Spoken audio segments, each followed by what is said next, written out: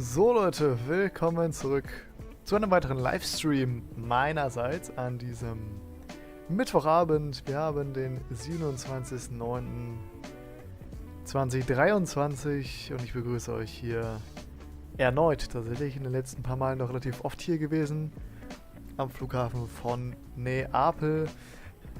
Ja, eigentlich angedacht für 18:30 Uhr, jetzt haben wir schon 18:39 Uhr.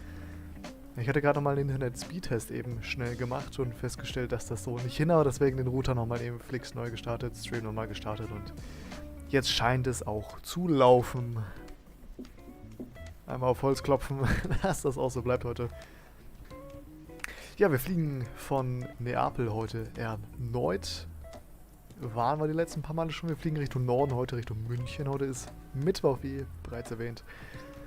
Das bedeutet, das wöchentliche Munich Wednesday ist heute auf VATSIM. Ich würde schon mal den Refueler holen. Dann würde ich schon mal ins Cockpit gehen. Ihr stellt fest, alles ist cold and dark. Und das würde ich einmal sofort ändern, den Flieger einmal anwerfen und dann geht es auch in den kleinen Überblick des heutigen Flugs. So, die Batterien gehen an, über 25,5 Volt auf beiden Seiten. External Power geht an. Thrust Lever ist idle, das ist disarmed, Engine mode selected norm, flaps retracted, landing lever down, indicating as well. Dann geht das schon mal an den 27. Das heißt nach von Logo Lights auf die 1, Strobe Light Auto, Crew Supply geht an, Ground Control Push Button, CVR Test, wenn wir schon dabei sind, Evacuation auf Captain und die ADRs einmal in die Nav-Position.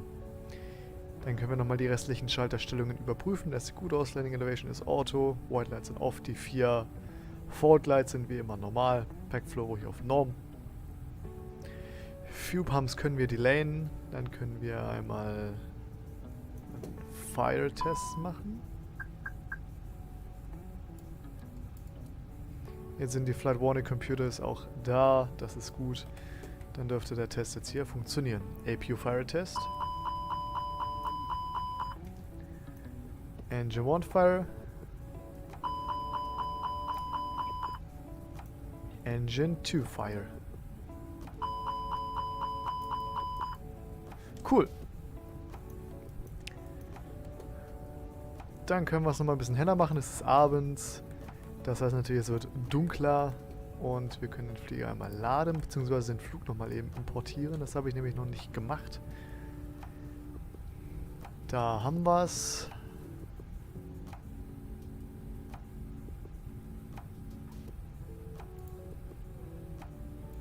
Und das ist unser Flug heute von Naples nach Munich. Lufthansa 5 Tango Yankee, unser Kurs heute Costnex 24. Zero Fuel at 57.5. Ich werde eben nochmal den Fuel reinladen. Das wurde alles übernommen. Und dann können wir einmal fast laden.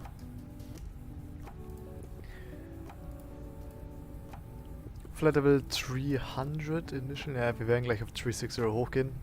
1 Stunde 25 heute angedacht. Mit 15 Minuten extra Fuel natürlich. Das sind gute 700 Kilo. Gibt uns einen Block von 78,51 heute. Und der Alternate Fuel 2781 Kilos, 2,8 rund. Mit Alternate being Frankfurt natürlich logisch für Lufthansa, die entsprechende Basis in München und in Frankfurt hat. Dann ist Landebahn 06 bisher geplant. Der Wind heute in Europa primär aus Osten, oder zumindest habe ich gesehen, dass viele Ostkonfigurationen genutzt werden, so auch in München zuletzt. 08 Left, wir werden aber wahrscheinlich auf die 08 Right gehen, weil wir aus dem Süden kommen. Wird das wahrscheinlich eher der Fall sein. Es sei denn, die D-AIZH sagt irgendwas anderes. Dass nur auf einer gelandet wird und auf einer nur gestartet wird. Aber in München ist das erfahrungsgemäß immer so der Fall, dass auf beiden sowohl gelandet als auch gestartet wird. 152 Passagiere, 1,7 Tonnen Fracht gibt uns wie gesagt ein Zero Fuel von 57.5 mit einem Payload von 13,4 Tons. Maximum Shear Kategorie 4 beim Top of Descent. Über den Bergen in der Regel auch immer etwas Ja, wobei in so großen Höhen eigentlich nicht. Ich meine, ich verstehe ja, wenn man ein bisschen tiefer fliegt und dann über die Berge, die ganzen Fallwinde und so spielen dann natürlich eine Rolle, aber so hoch eigentlich nicht. Das heißt, okay, ja, an den Bergen dürfte es jetzt nicht liegen. Aber beim Top of Descent, etwa auf Höhe der Alpen, vielleicht ein paar Meter davor. Die Kategorie 4 ist jetzt auch nicht aber so viel, das hält sich alles noch in Grenzen. Und die Mora mit 13.700 Feet eingegeben, natürlich die Alpen entsprechend. Wir stehen auf der Position 16, da wo auch der Flug hier in Real Life gestartet ist. Das ist hier diese Eckposition.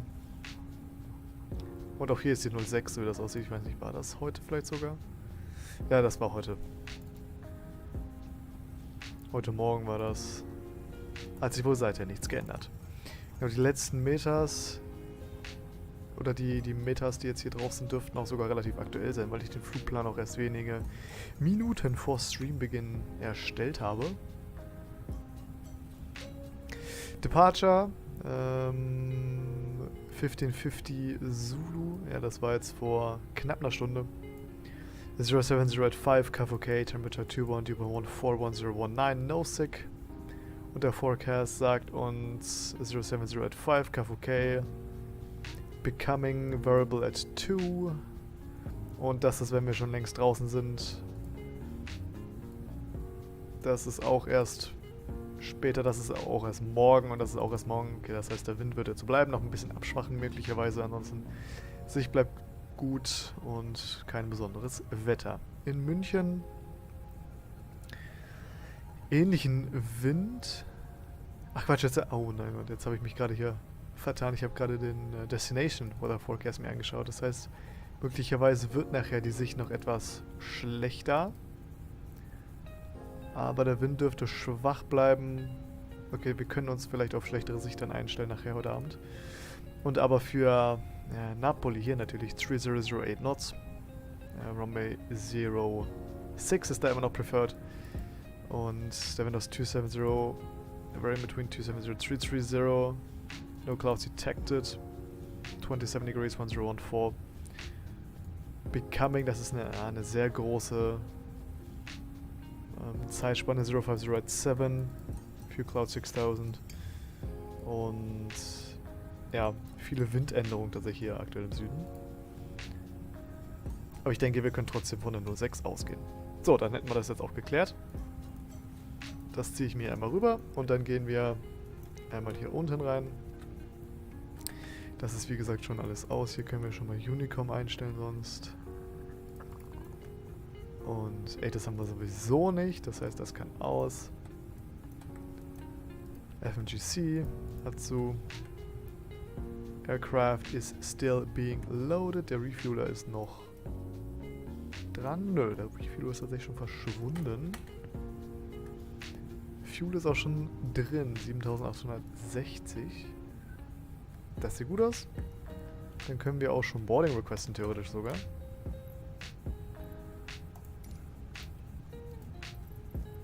Crew brauchen wir nicht boarden.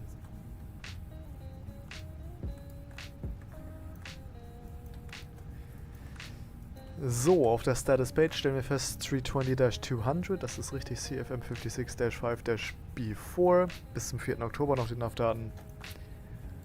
Dann einmal den Init Request, den obligatorischen Neo-ATC-Menü nicht, AOC-Menü und dann auch hier den Flight Init. Einmal laden. Flight Number Lufthansa 5 Tango Yankee, unser Callsign. Course next 24, Flight Level 360. Minus 49, Average ISA ist plus 7.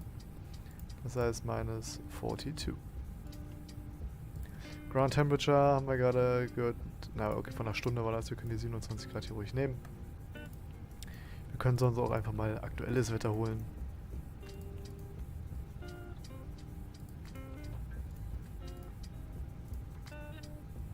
Habe ich jetzt, naja, habe ich natürlich nicht. Es muss auch schon auf Yes stehen, sonst macht das natürlich keinen Sinn.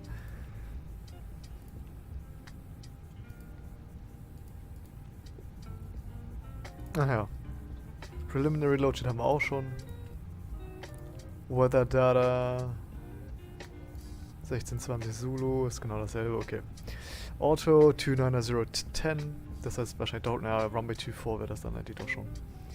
Visibility 10, no clouds detected, 25 degrees, 0.17, 1014. Das heißt, die 25 können wir ja mal eingeben. GPS Primary haben wir auch schon. Tropopause können wir eigentlich ignorieren. Wir können sie aber auch eintragen. Liegt bei etwa 49,700.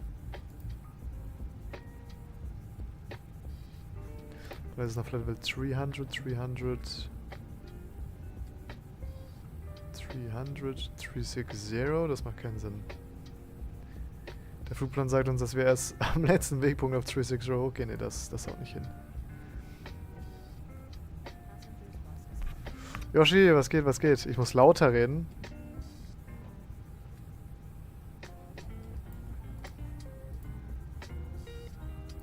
Oh, mein Chat im Browser ist kaputt. Ah, ist doch ätzend. Na, jetzt. Mein Chat im Browser ist gerade kaputt. So, jetzt habe ich einen externen Fenster. Naja, jetzt läuft er wieder. Das ist ja auch wild hier. Interessant, naja.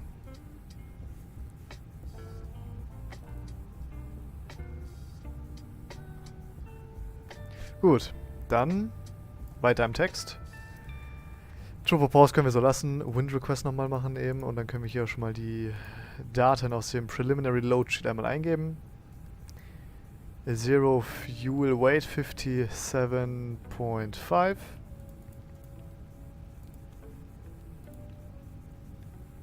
Mag Zero Fuel Weight 30.4. Und Block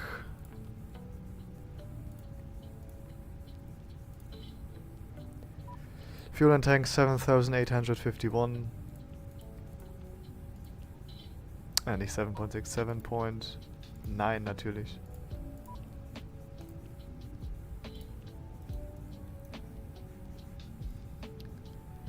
Dann haben wir ein Route Reserve von 0.4, ein Alternate von 1.7.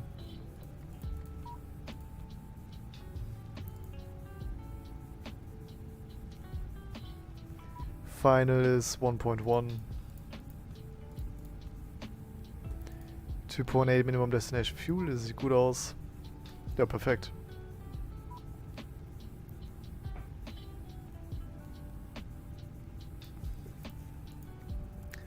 Dann Runway 24. Wir gehen raus über Alaxi. Ist natürlich die Frage, welche Alaxi-Departure wir hier nehmen. Das müssen wir erstmal rausfinden sonst.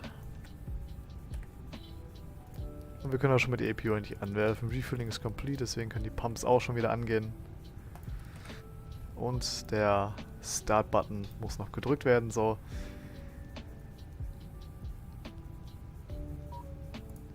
Die Route einmal importieren. Lima India Romeo November. Departure. Runway 24 Initial Climb.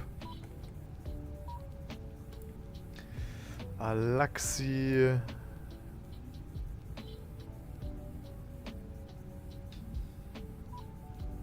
Seven Golf, Seven Hotel. Seven Hotel macht wenig Sinn. Seven Golf wäre das dann.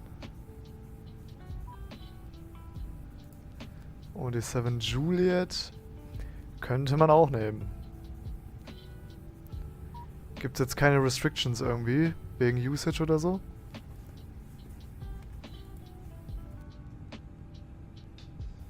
Deswegen würde ich jetzt einfach mal hier die die einfachste nehmen. Die am simpelsten ist. Die würde ich nehmen, die Alaxi 7 Juliet. Und Insert. So sieht das Ganze dann aus. Auf den ersten Blick wunderbar. Wir schauen gleich nochmal genauer drauf. Vorher aber nochmal die Ground Charts rausholen. Airport. Parking Stands. So.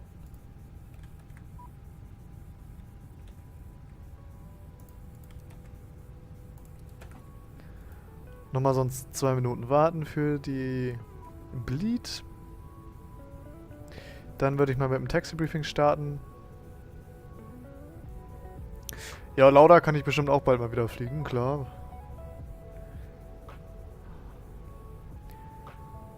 Wir stehen hier auf der 16, Pushback Face West, und da geht es über dieses Einbahnstraßensystem hier über Romeo, dann Tango Sierra hoch bis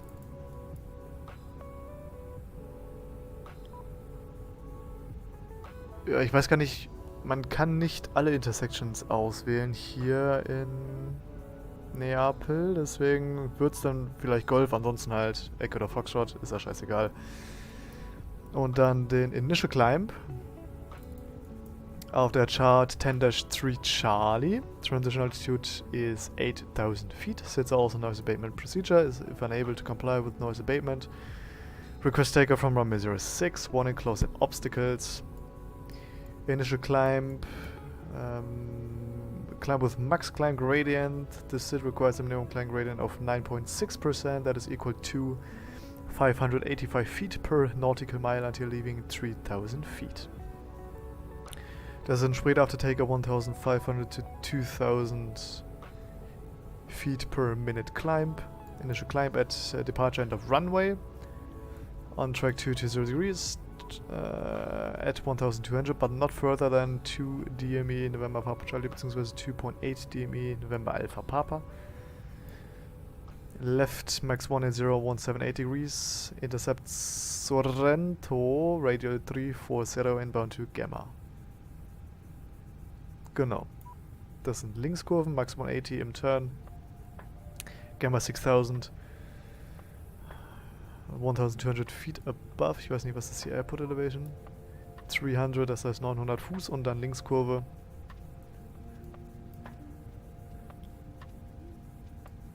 Ja. Wir haben hier natürlich Terrain im Osten, deswegen geht es erstmal in den Süden und dann geht es so wieder rum Richtung Norden. Das sehen wir jetzt auf der nächsten Karte. Chart 10-3 Echo, effective from 19th of May.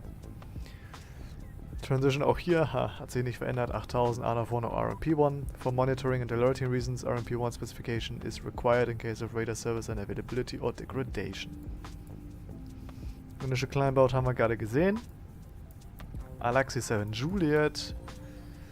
Wir würden uns dann über Gamma 605, Wunho, Tango Echo Alpha und Galaxy.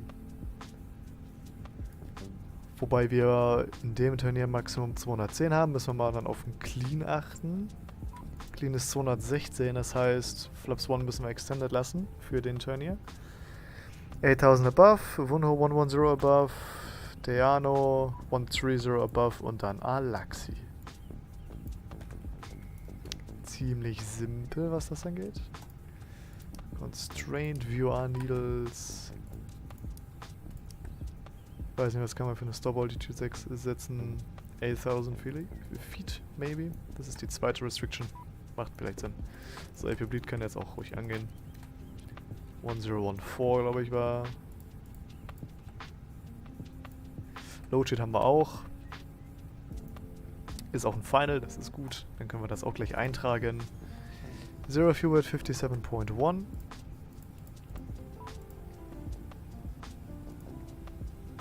Warum Open One Left?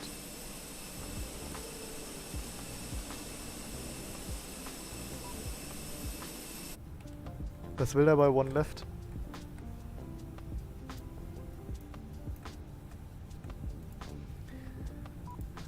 CG 29.9.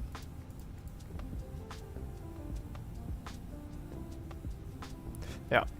All Fuel and Tanks haben wir gerade schon geklärt.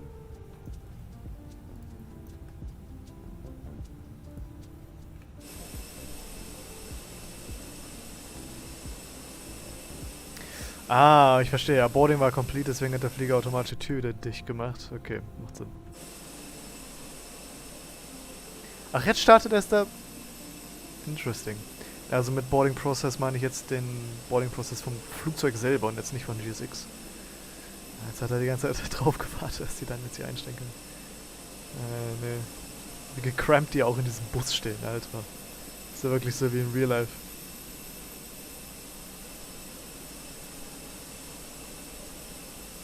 Aber gut, dass wir erst gewartet haben und nicht hinten schon eingestiegen sind. Ja. Na gut. Aber APU Bleed läuft schon für den Komfort. So, dann stimmt das schon mal. Und wir können jetzt hier nochmal einen engeren Blick drauf werfen. Runway, Departure End of Runway 1200 feet. Bis Gamma.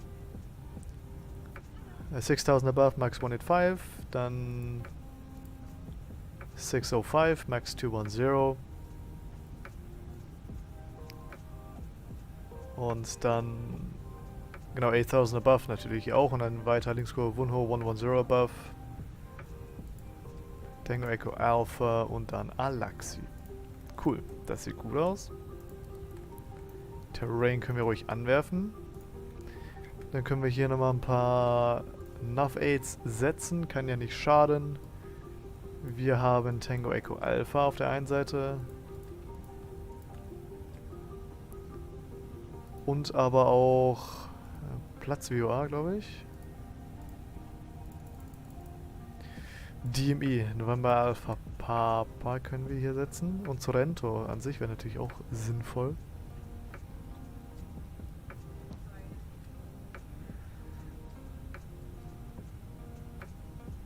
But not further than 2.8 November Alpha Papa oder 2DMI November Papa Charlie. Ich würde hier einfach mal November Alpha Papa reinsetzen. Und vielleicht Sorrento. Dann lassen wir Tango Echo Alpha erstmal außen vor. Das ist ja auch egal. Es würde ja sowieso noch ein bisschen dauern, bis wir da ankämen. Dann später. Deswegen denke ich, haut das so ganz gut hin. So, dann ist das Briefing so weit abgeschlossen. Ach ja, jetzt ist Feierabend hier, oder was?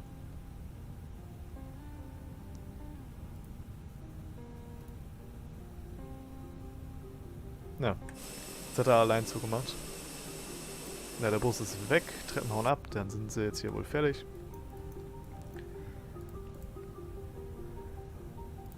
Init-Page ist gefüllt. Da fehlt nur noch Performance und dann sind wir auch soweit ready.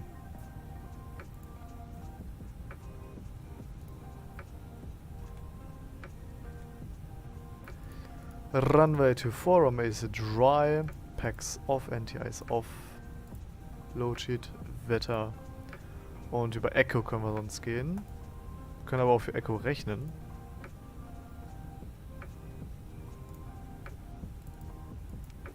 Echo wäre dann da.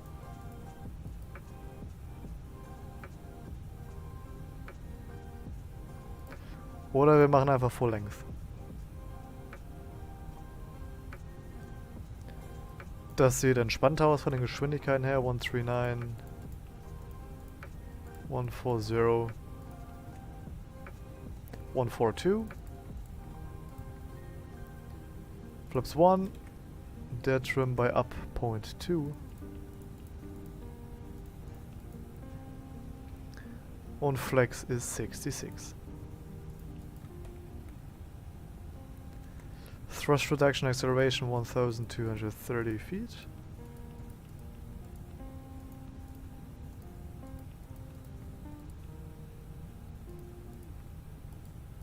Eins, 2, 3, 0 sitzt. Beacon ist an.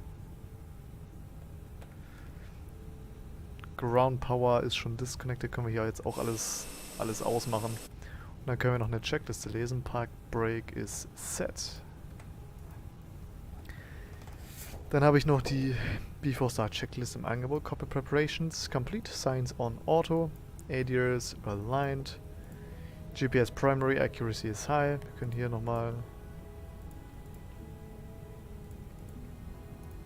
so machen.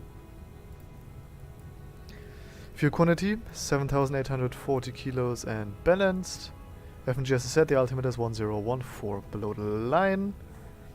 Windows doors closed and armed, beacon is on, mobile phone is off, parking brake is on. Checklist complete, dann können wir jetzt hier erstmal so machen.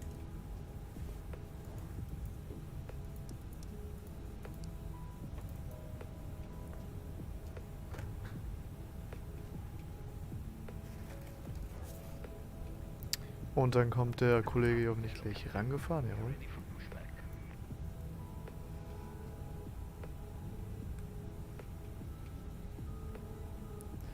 Aber heute bitte noch, das wäre sehr freundlich.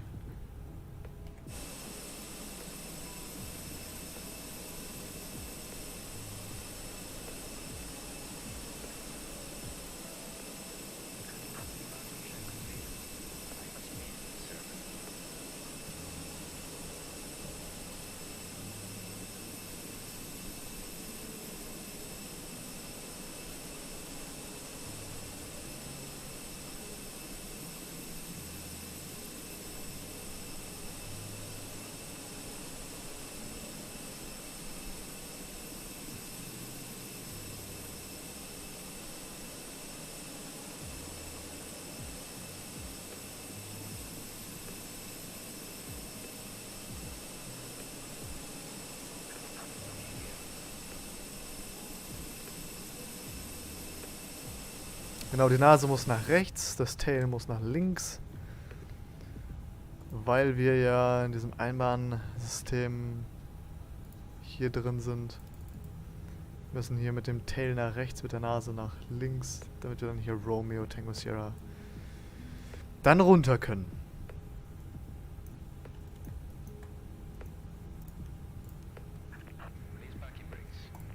Brakes released. Naples traffic, Lufthansa 5 Tango Yankee, pushback face west, stand 16, Naples.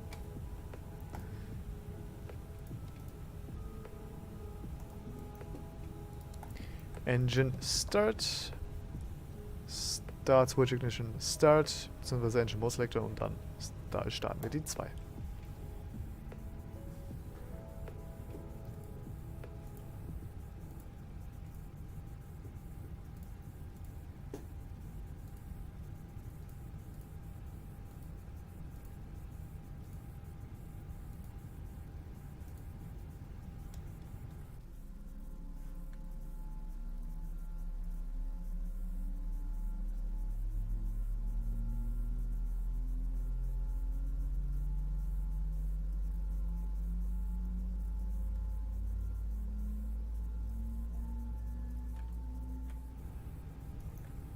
Start valve closed. Start in number 1.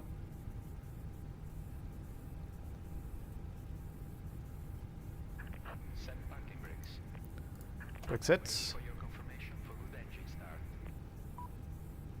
Es blendet wieder so.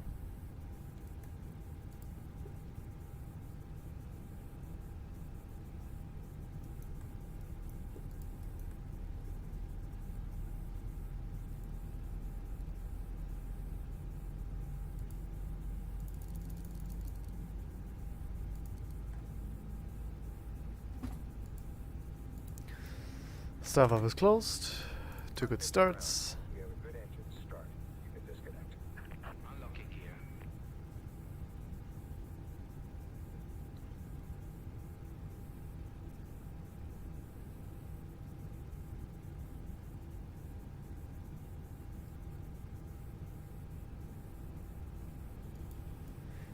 Takeoff weight 64.9, damit sind wir leicht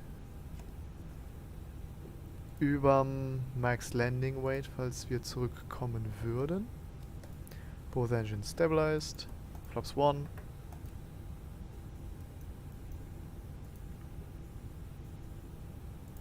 Performance Page geht hier natürlich auf. Max Auto Brake.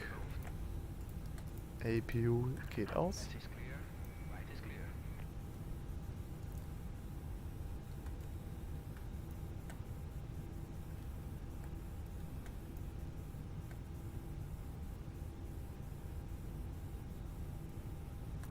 Da läuft er.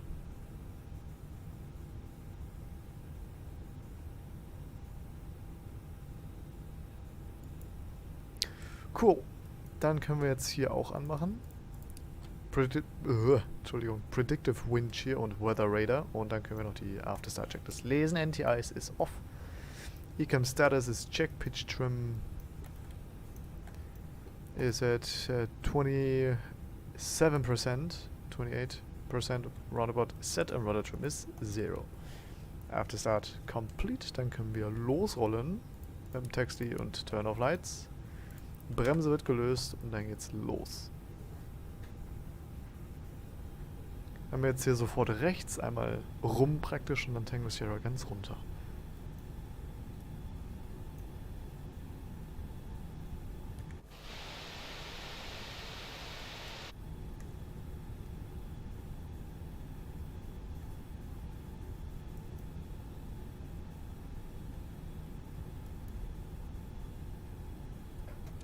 Brakes check, pressure 0.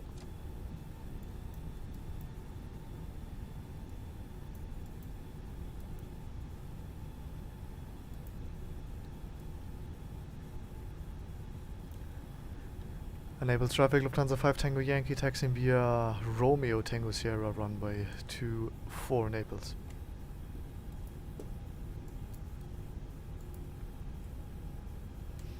Takeoff Config ist normal und da warten wir nur noch auf die Kabine.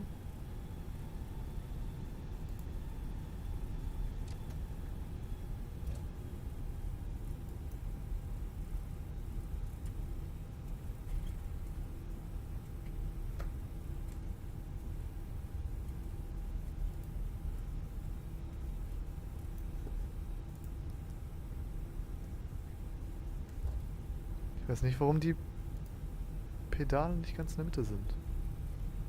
Irgendwie ist das ganz, ganz suspekt.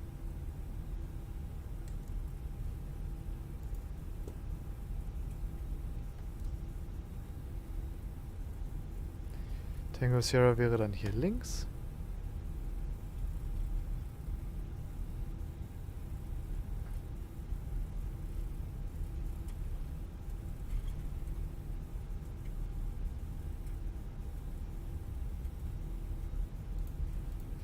A320 Geeks dachte kurz, das auf deinem ND wäre Wetter, aber du bist ja in Naples. Ja, nee, das ist Terrain. Das ist dieser fette Berg da drüben.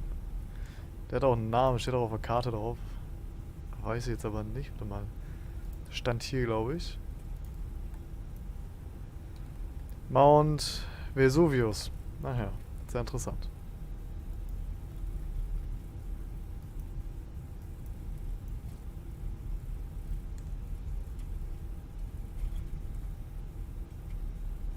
Ich habe gesehen, du bist wieder in Genf, wenn ich mich recht erinnere.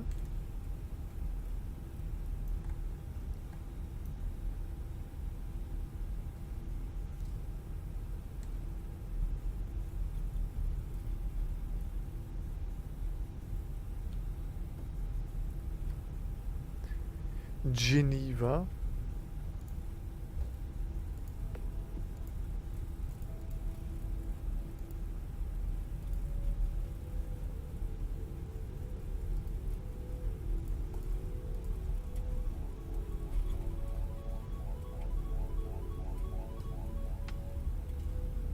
Ist der nächste, das ist ein Supervulkan, wenn er ausfällt, sind wir. Ja, das ist richtig. Ja, nee, was das angeht, italienische Topografie. Ich meine, ich lerne Italienisch in der Schule, so ist nicht, aber ich habe auch Erdkunde LK. Aber italienische Topografie ist jetzt nicht so mein Ding, nicht so mein Fachgebiet.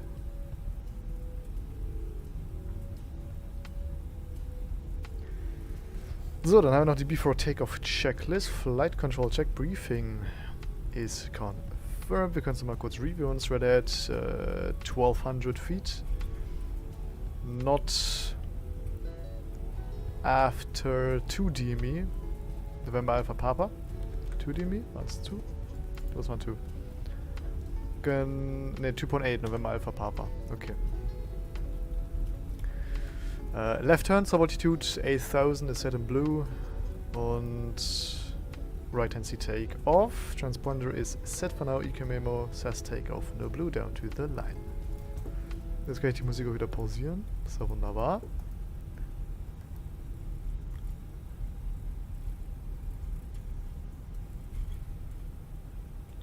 Enable traffic, Lufthansa 5 Tango Yankee departing runway 24 with a left turn southbound initially after departure. Naples. Below the line, cabin is secured, engine mode restrictor norm, TCAS, TARA, PAX. Off, anti-ice is off. Checklist complete. Dann brauchen wir noch ein paar Lämpchen. Piston Approach ist frei.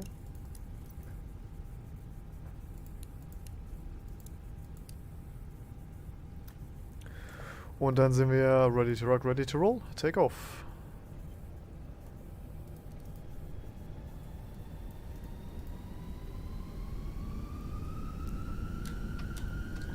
Mein Flag 66, SRS runway auto thrust blue. Thrust set.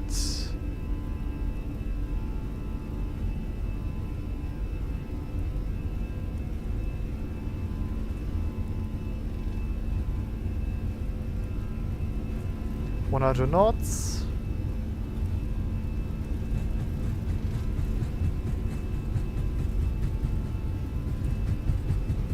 There's V1 and rotate.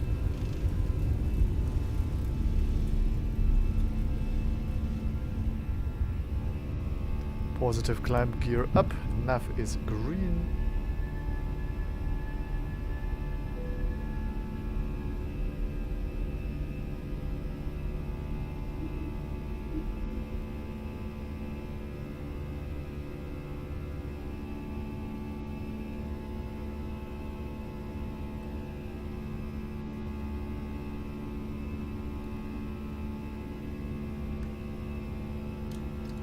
Thrust climb, climb, auto thrust.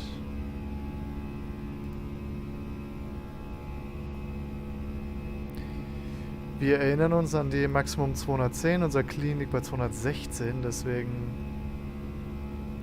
lassen wir die Klappe noch draußen. Bei 210 wird sowieso durch die Auto-Flap Retraction die Flaps eingefahren, die Slats bleiben noch draußen. Schön, dass der andere Supervulkan nebenan gerade vom Flughafen gerade was von sich zeigt. Mega schön. Ja, grandios, wirklich. Muss man auch mal ganz klar so kommunizieren.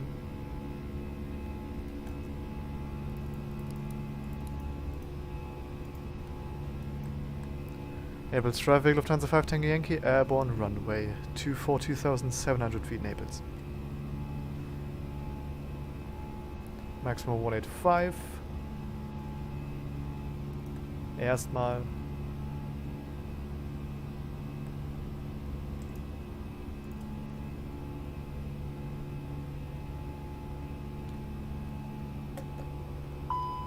Ja, natürlich. Das, was ich immer vergesse.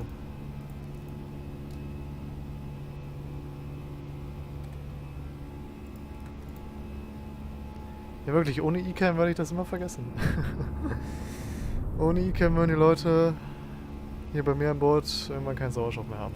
So, dann können wir eigentlich auch höher setzen. 110, ne, gar nicht mehr, 130 Running Restriction. 13.000 Blue. Können wir Standard setzen, Passing 4-5 for Level 130 in Blue.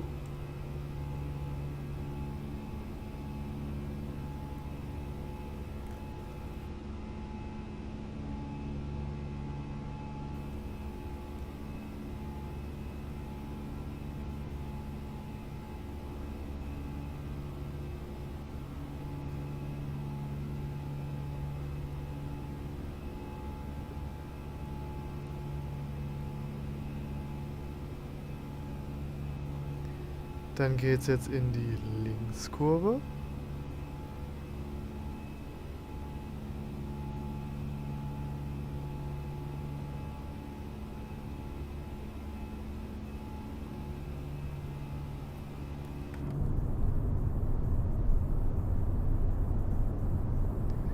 Da sieht man nochmal den Vulkan.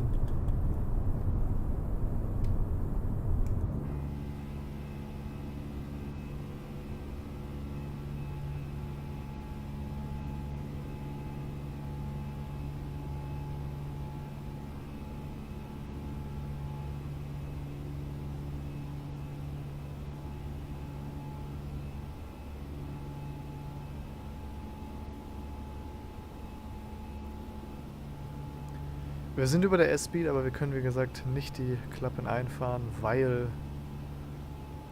wir eben eine Clean von 216 haben. Das wären 6 Knoten zu schnell.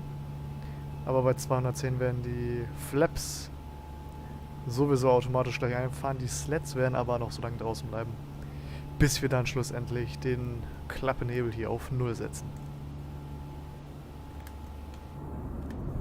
Da sieht man es, ich habe nichts gedrückt. Auto Flap Retraction. Ups, aber die Slats sind noch draußen. Ja, am besten nicht in den Overspeed.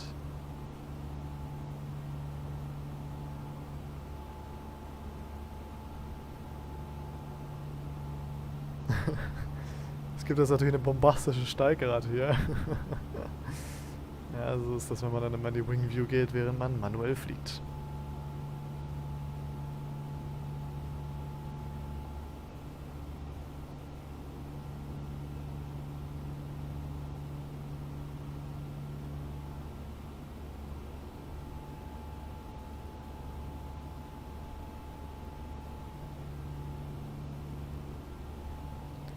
Dann würde ich sagen Flap 0.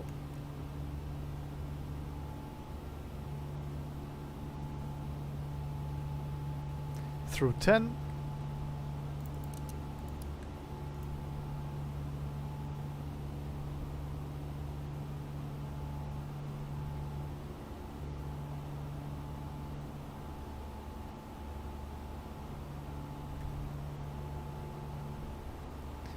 Und Autopilot 2. Dann können wir ruhig auf 360 gleich gehen. 360 in Blue.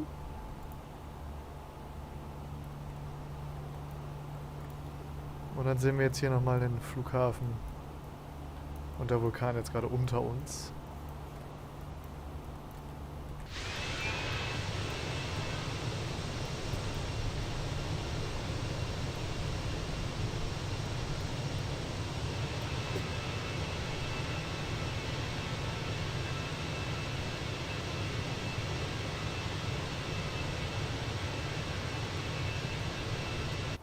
Beautiful.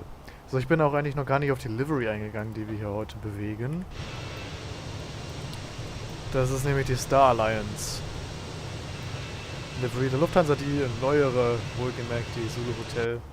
Es gibt noch einen zweiten 320 mit Star Alliance, aber der ist schon 30 Jahre alt und ja, der wird wahrscheinlich auch nicht mehr so lange haben jetzt bei Lufthansa. Der Flieger hier ist aber die Zulu Hotel in Real Life. Ich glaube 13 Jahre waren es, 13 Jahre alt. Also eigentlich noch nichts für ein Flugzeug. Baujahr 2010, ja.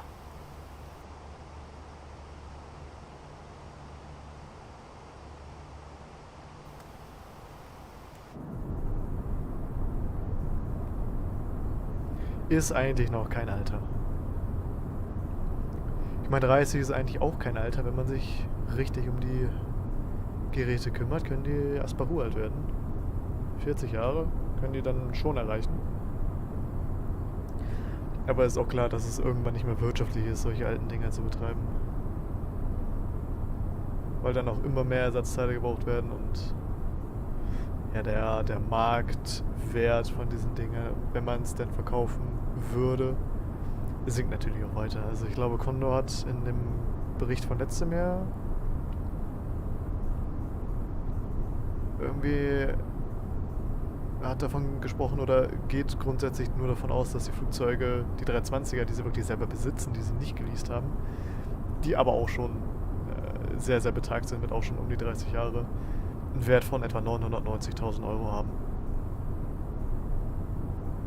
Bei einem Listenpreis von, das waren 67 Millionen Dollar für einen 320 ab Werk. Irgendwie so. Ich glaube, der Listenpreis 67 Millionen. Oder waren es 97? Warte mal.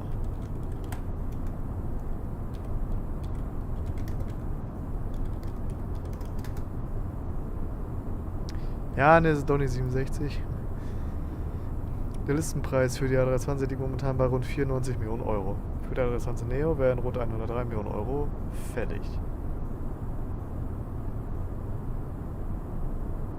Listenpreise 2018 von Airbus.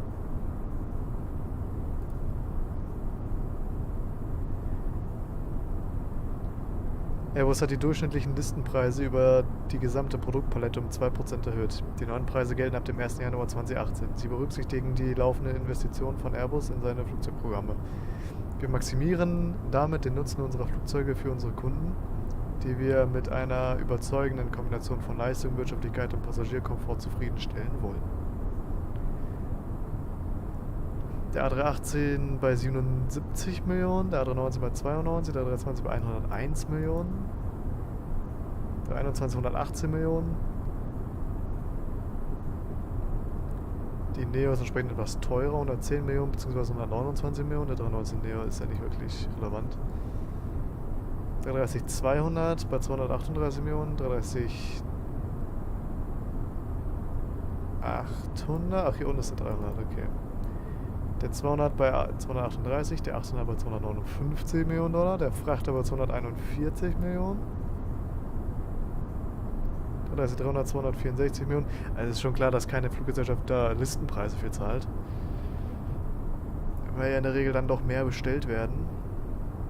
Und das natürlich oftmals auch über irgendwelche Leasing-Companies geht, die dann die eigentlichen Flugzeuge kaufen und die Fluggesellschaften dann sofort das neue Flugzeug leasen.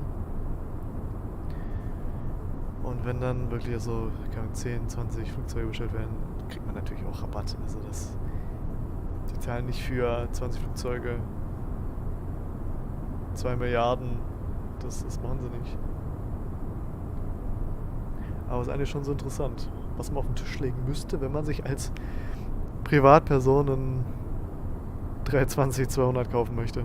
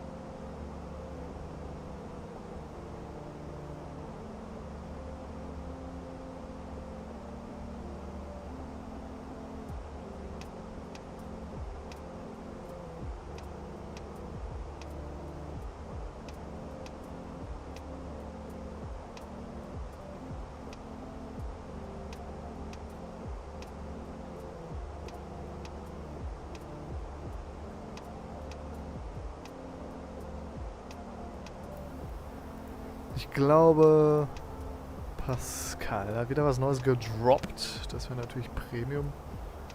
Ryanair Pilot. Okay. Aviation Pros live.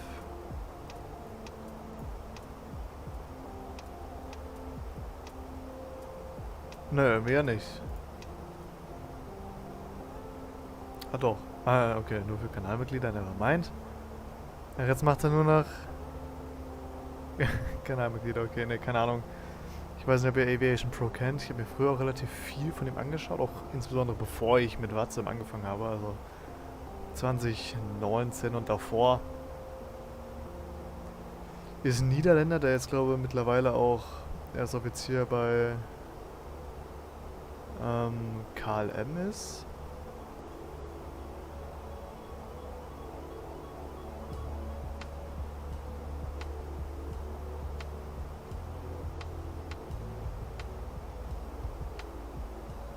Naja.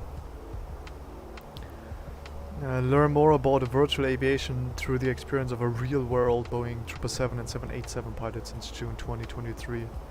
Also seit sachten 3 Monaten ist er wohl jetzt scheinbar auf der 78 und 777 von, ich denke mal stark, von KLM unterwegs. Ich weiß nicht, warte mal, wenn man sich hier mal live... Nee. Das ist 7.3, das ist auch 7.3. Hier ist die Kuro 7.8. Ne, okay, er macht trotzdem immer nur noch 7.3. Ich glaube, er hat auch dann auf der 7.3 angefangen. Ich weiß nicht, hat er Insta? Seht hier via Twitter? Nein.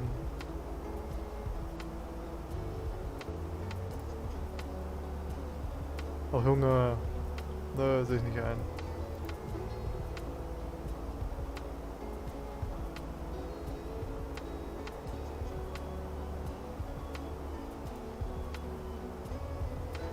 Naja, scheinbar...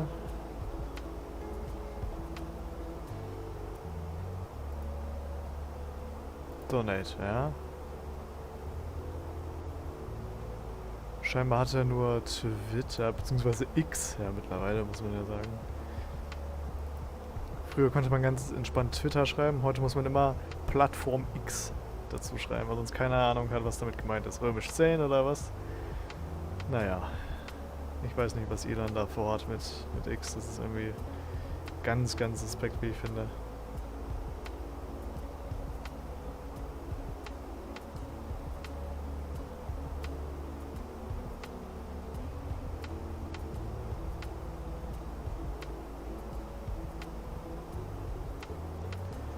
Aber wirklich viel über sein Leben verrät er nicht.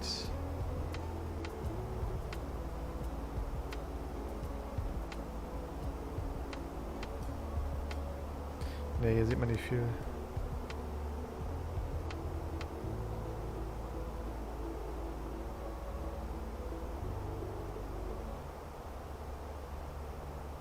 Ne, er hat sonst immer nur angekündigt, was da Phase ist auf seinem Kanal, also wenn da was Neues kommt, hochladen wird, hat er da was angekündigt.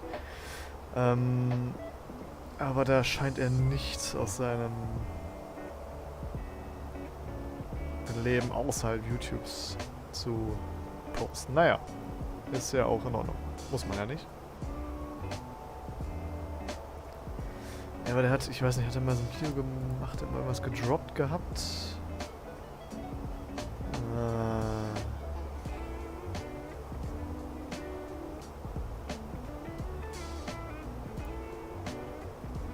Man kann keine Videos mehr suchen, das ist total ätzend. Naja, kennt man jetzt ja auch nicht mehr.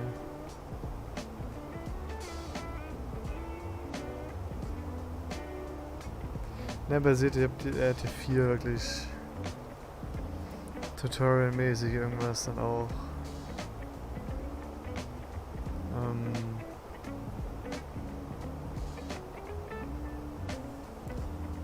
Ja.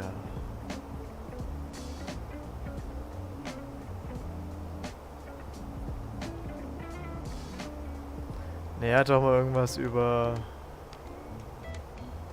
über sich selber, aber das, ja, finde ich jetzt auch nicht. Naja, egal. Aber eigentlich interessant, dass es den noch gibt, dass er noch irgendwas macht.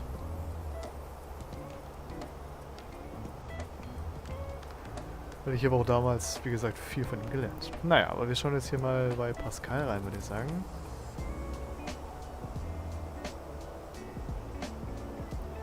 How to fly holding raw data. The ultimate guide for your pilot screening, I assume. Ach ja, das schöne... Ach nee, nevermind, das ist einfach nur Condor-Werbung.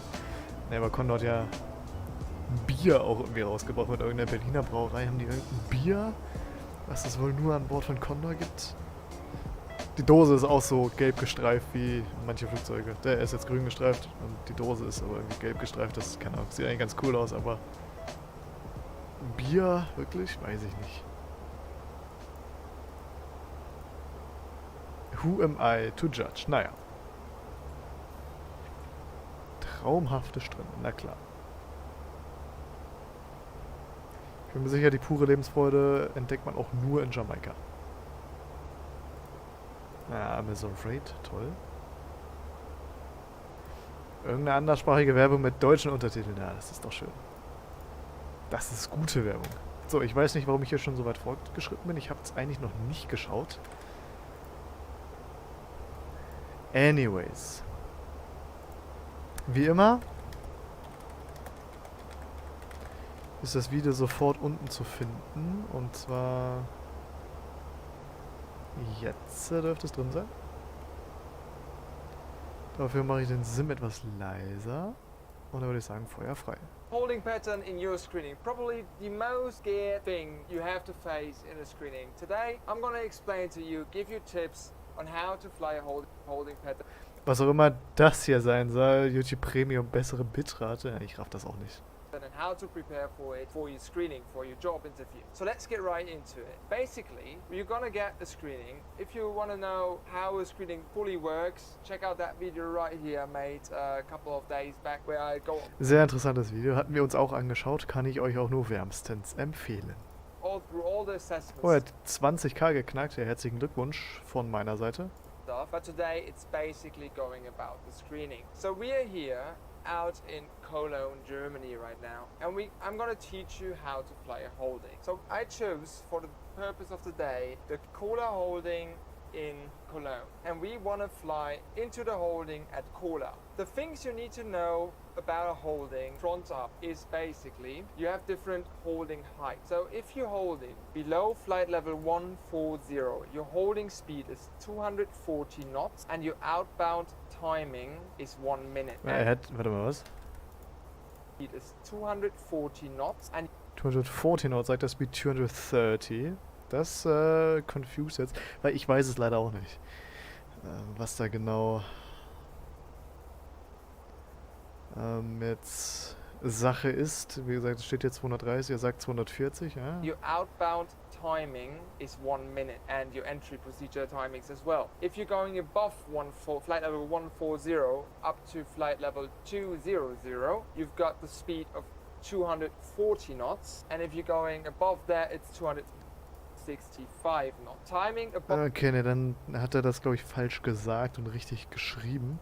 flight level 140 is 1 minute and 30 seconds. Then you have to understand the holdings. I decided to turn the autopilot on while I explain the stuff now, so that I don't have to look here all the time. So a holding pattern is basically oval shape around a navigation aid, like a VOR in that case, or an NDB. And it is most of the time used to wait for weather till it's past the airport, to if the airport has too many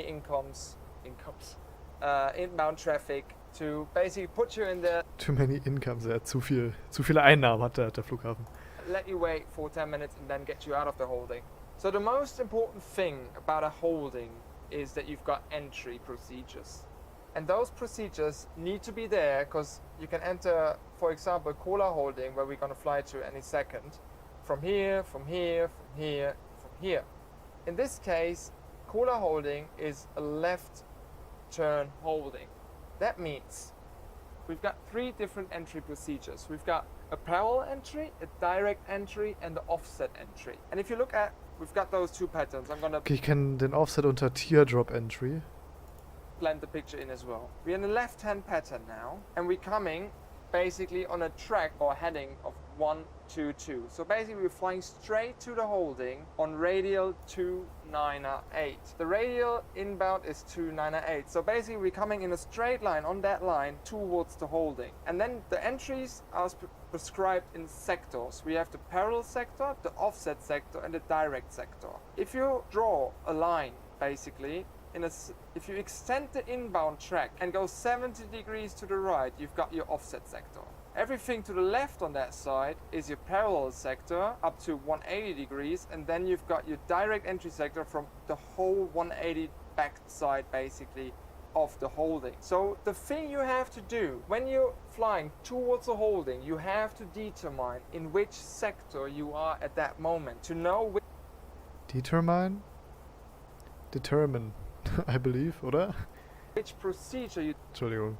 then have to fly. We are right now exactly on that line. So basically we can decide if we want to do parallel entry or offset entry. I want to do the parallel entry since it's the easier one. Always, if you can decide, always choose the one with less turn, parallel one. The parallel approach coming in that 110 degree sector is basically flown.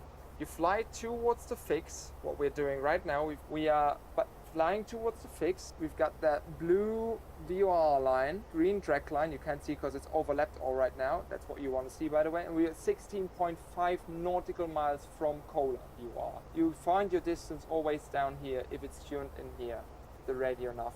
You can command the captain in the screening, tune Kola and course 298, for example. So we're coming in that line. A parallel entry is flown.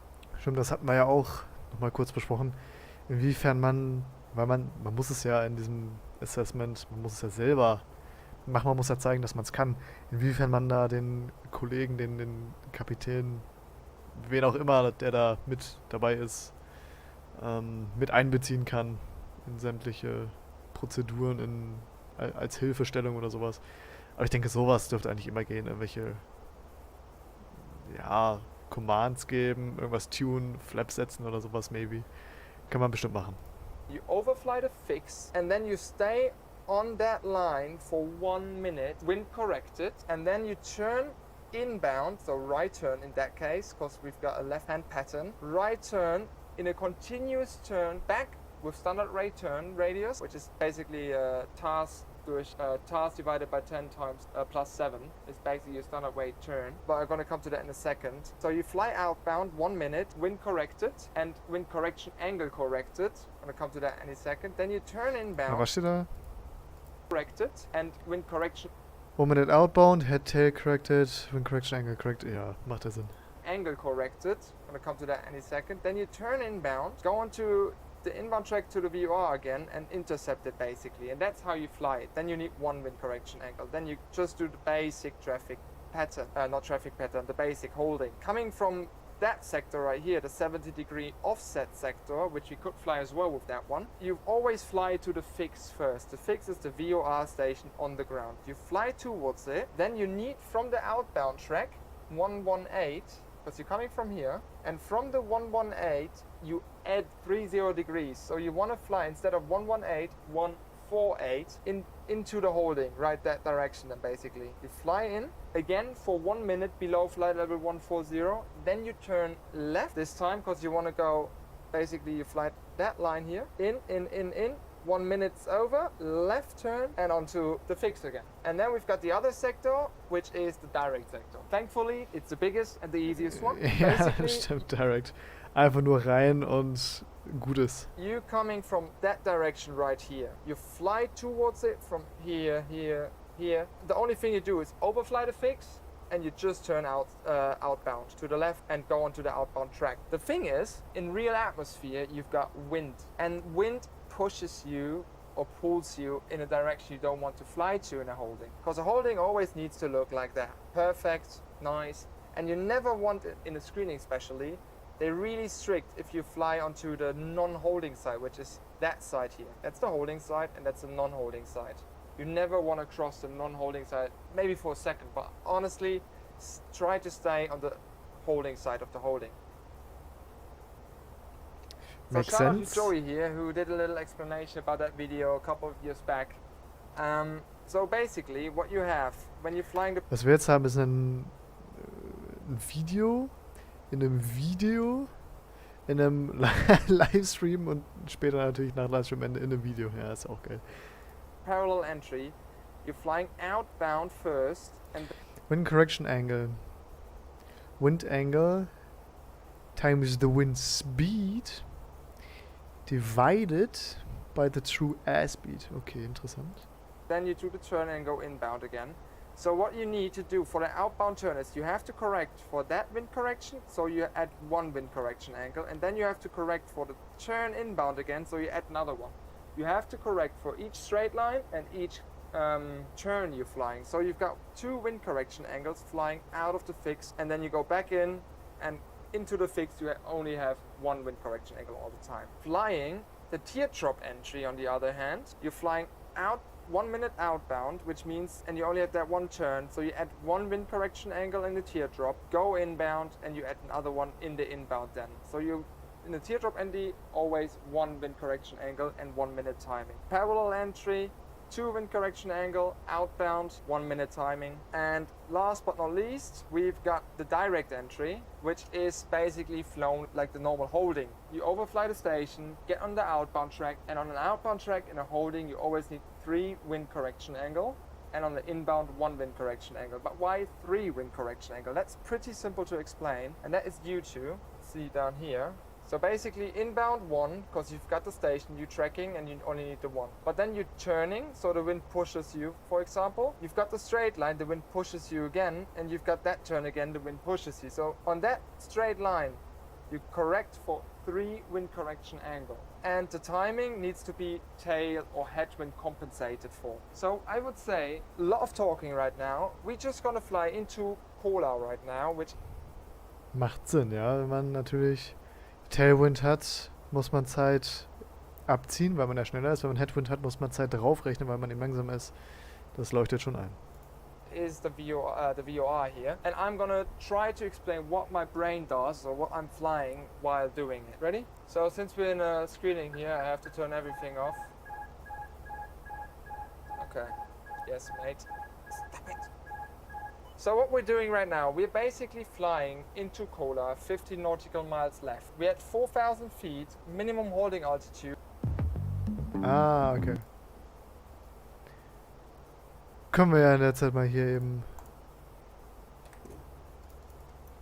auf unser Flugzeug ein Auge werfen. Wir sind jetzt hier gerade ja immer noch Italien, erreichen jetzt langsam die nördliche Seite des Landes. Auf der rechten Seite, ja, da macht die Küste schon so einen Knick. Auf der anderen Seite auch. Das heißt, wir kommen jetzt hier auch immer näher dann Richtung österreichische Grenze. Und wir können ja mal eben... Ne, können wir nicht. Ist nämlich nichts online tatsächlich. Oder nichts in Reichweite zumindest. Warte mal. Na, okay, dann sind wir aber vermutlich noch zu weit weg. Müssen wir mal schauen eben hier. Warte mal. Ich sehe nämlich gerade, dass ich gar keinen Flyplan gefeilt habe. Das müssen wir mal schnell machen. Das geht ja so nicht. Das haut nicht hin.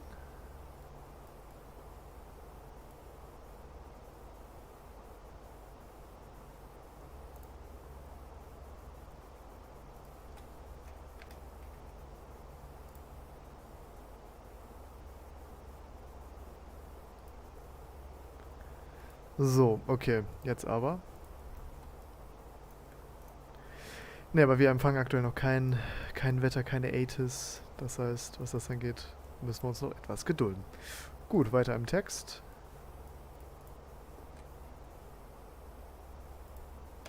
Mit Ton am besten. Right now, we're basically flying into Kola, 50 nautical miles left. We're at 4,000 feet. Minimum holding altitude is 5,000 feet. So I have to climb now to 5,000 feet. Select 5,000, climb to 5,000. I'll do it in the shallow climb here. In a screening, you would have to brief that full holding. For that, you can hand over the control in the most airlines I went so far. And hand over the control, do your setup, do you check your chart, and then you take back the control and brief it. Really important as well. So now basically we're trying to center the blue line here. I don't know if the GoPro captures it or Adam captures it. What we're trying to do is center, I can't make it bigger unfortunately. There's like that VOR line, we try to center it, fly to polar. We're gonna fly parallel entry, which means we're gonna just fly the outbound track for 1 minute as soon as we reach it, and then we're gonna enter the holding.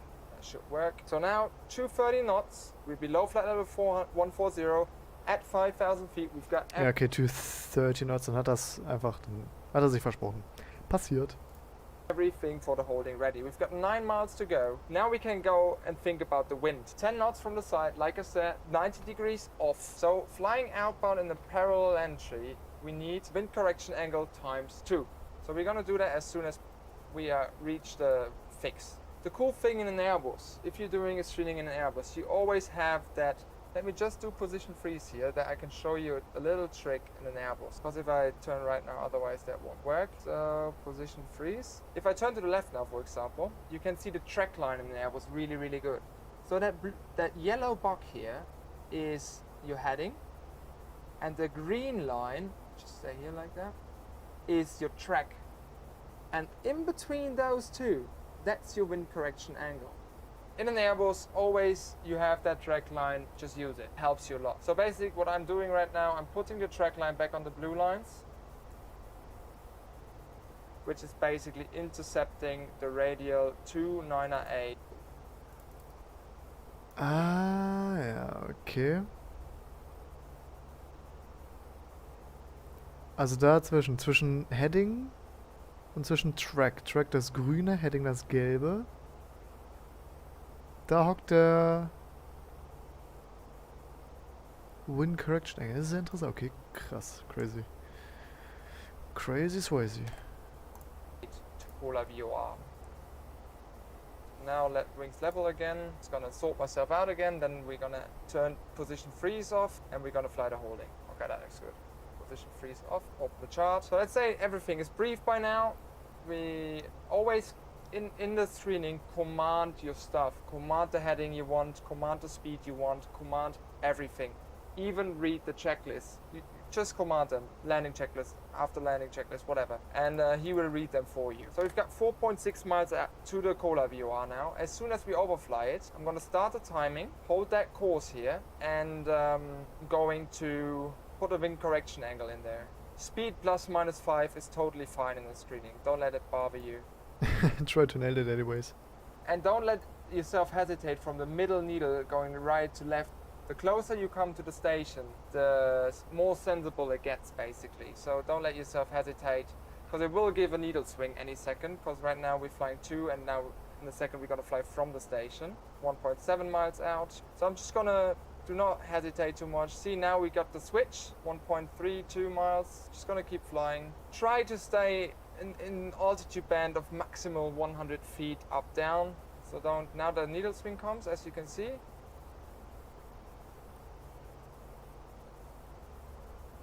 There it is, start timing.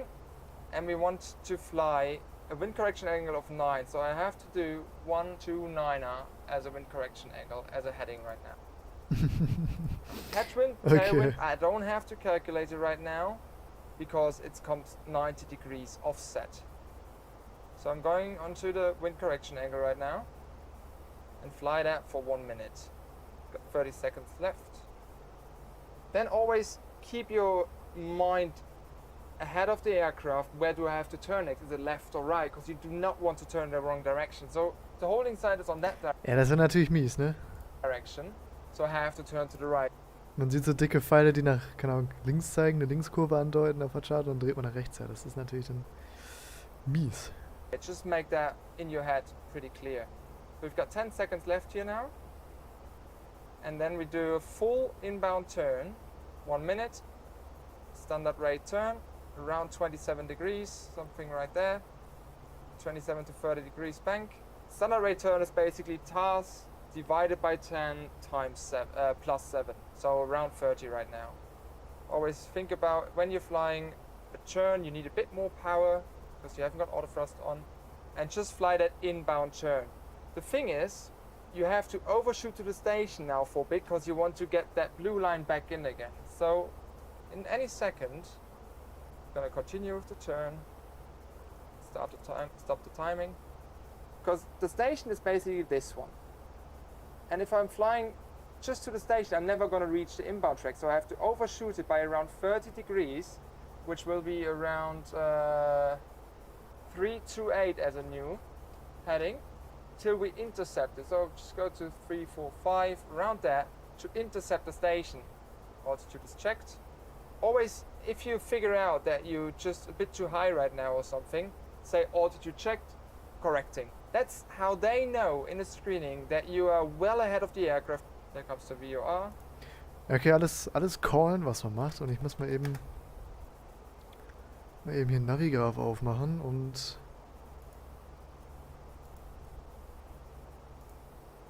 einfach mal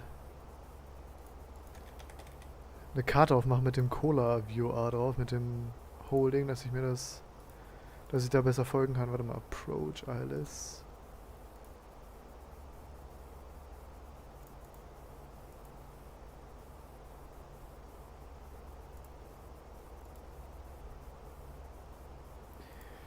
Okay, hier ist eine Karte. Hier ist das Cola Viewer drauf mit dem Holding. Und er kommt aus 100... Oder, ne Quatsch, er fliegt in Richtung 122. Also er kommt etwa von hier oben so runter.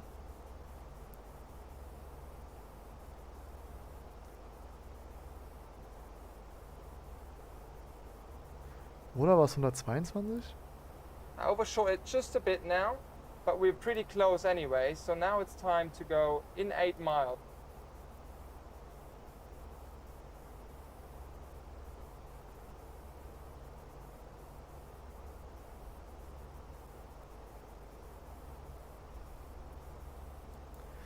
Ich glaube, er ist dann hier so und dann hier die Linkskurve. Jetzt gerade 298 ist ja als nächstes hier der Inbound-Kurs. 298 ist ja der Inbound-Kurs, da dreht er gerade drauf. Das heißt, er kommt hier gerade irgendwie aus dieser Linkskurve und jetzt gleich Inbound. We're just going straight onto the outbound track again. So now we're gonna fly it for 0.5 miles. Straight again. Swing, swing. There it is. Now you start the outbound turn. You want to do it with a standard rate. Genau, Outbound-Turn. Jetzt hat die Nadel gerade gedreht, das heißt, er ist jetzt über der Station. Und jetzt die Linkskurve Outbound jetzt. Turn. So task divided by 10 plus 7. And that is around 30 degrees in my turn. So hit those 30 degrees of bank and just let the aircraft turn. Always check your altitude and your speed. So around 2.5 degrees of pitch is put the black dot basically on 2.5 and then you should be fine. We're gonna go on a track of outbound 118 now. I'm gonna leave the heading at 298 because I'm on my own right now. I can't command anything and I don't want to put too much workload on me. And as soon as we reach outbound in the holding pattern, you always have to put 3 wind correction angles on there. Yeah, so reaching out.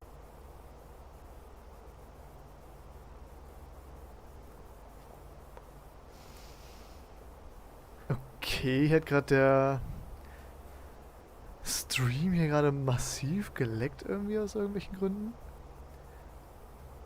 YouTube hat mir gerade angezeigt, keine da und OBS hat einfach gesagt 0 Kilobytes die Sekunde. Aber jetzt sind wir wieder back on track, okay, alles klar. Dann weiter im Text. Right. Na, also wenn man hier wirklich Beam ist 90 Grad quer ab der Station, dann ist ja logisch, dass dann als nächstes das zweite Leck kommt. Und man dann den Timer schaltet, nicht natürlich davor, das würde ja sonst die Strecke verfälschen im Prinzip. Now the blue line is basically showing you the outbound again as well.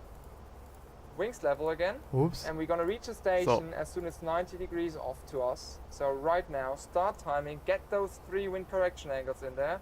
Keep your speed, keep your altitude, dropping altitude here a bit. Just keep it always in your mind, stay ahead of the aircraft. If you lose too much altitude, call it out, say altitude check, correcting.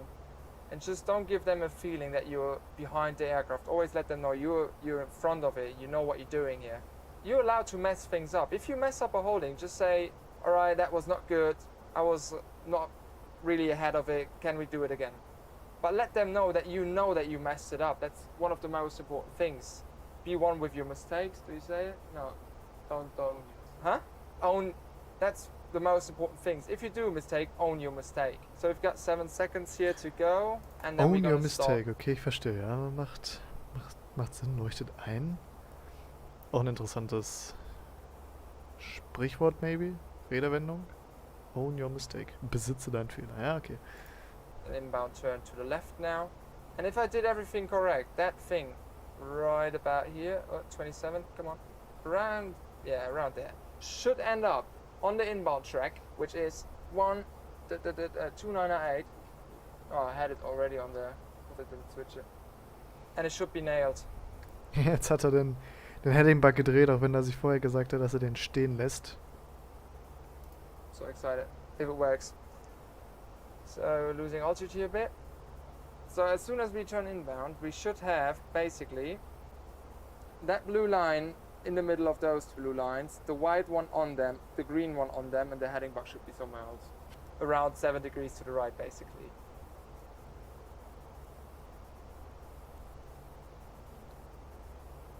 So we're 7 miles out. Stop the timing.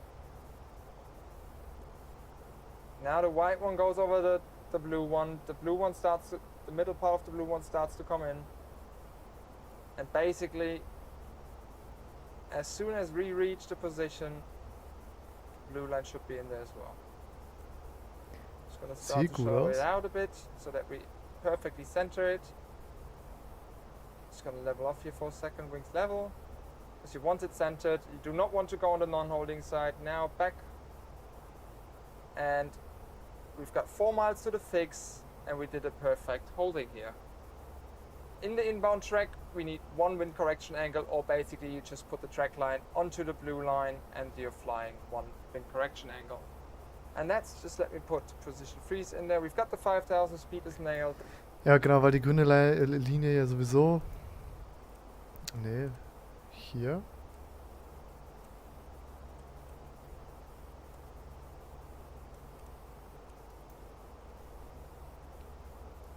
Ja, also die hier. Weil die grüne Linie hier, die jetzt nicht gestrahlt ist, sondern die solid ist ja sowieso der Track. Und man muss halt einen Track fliegen und kein Heading. Deswegen macht das schon Sinn. So, wieder zurück. Nav Green. Ja, leuchtet ein.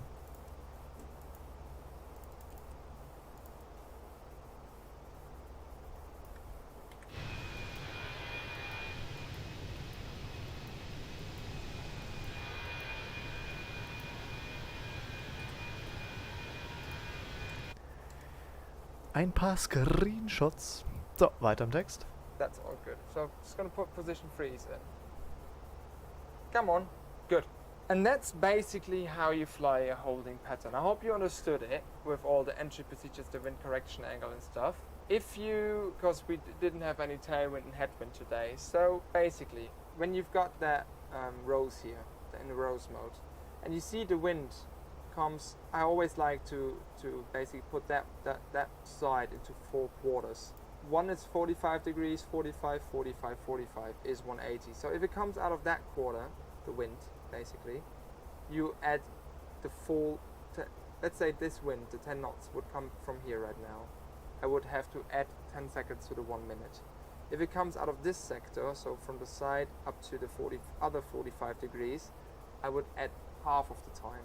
If it comes from the back, here, half part again, here the full 10 knots again, but you have to subtract this because it comes from the back then. Ja, okay, das ist auch ein guter Trick. Wenn man sich das Ganze visualisiert und man dann hier so ein Holding fliegt und man teilt das in, also man teilt die Hälfte in Viertel, das heißt effektiv achtelt man den Kreis. Und wir betrachten jetzt mal die linke Hälfte hier. Ist das obere Viertel der linken Hälfte 10 Knoten. Das zweite Viertel 5 Knoten. die man addiert, weil es Headwind ist. Das dritte Viertel sind wieder 5 Knoten und das vierte Viertel hier unten sind wieder 10 Knoten, aber diesmal zieht man die ab, weil es von hinten kommt. Ja, okay. Ich glaube, ich hab's gerafft. That's how I basically do it with the wind, the tail and headwind. Because you could do a way more complicated formula, but trust me, it just messes with your head in that case. Own your mistakes is a really important stuff as well. Because a friend of mine, he is a checker, he checks in screenings and stuff, and he always said to me, Pascal, if you mess things up, tell them straight up, own it, and just do it again. We are all just humans, we do mess things up. So I hope you liked this little holding explanation in a full flight simulator. Let me know down below in the comments if you need some more explanations about specific questions. And other than that, thank you fullflightsim.de for having us again, for letting me use it to show all you guys out there how holding is flown. And thanks for watching. Don't forget to subscribe. See you next one. Bye. Ja, wie immer sehr informativ. Und ja, ich denke, ganz gut erklärt und ich glaube, viele Leute haben da auch dann den Nutzen, dass man eben auch Erfahrungen mitgeteilt bekommt, wie das ist mit Screenings, gerade Leute, die jetzt in der Flugschule sind, vielleicht bald fertig sind und dann natürlich sich auch nach Stellen umschauen. Da ist sowas, denke ich, doch nochmal hilfreicher als für so außenstehende Leute, aber nevertheless sehr interessant. Like ist drin und wie gesagt, jetzt die 20k hat jetzt geknackt. Herzlichen Glückwunsch meinerseits. Wir können mal in die Kommentare schauen.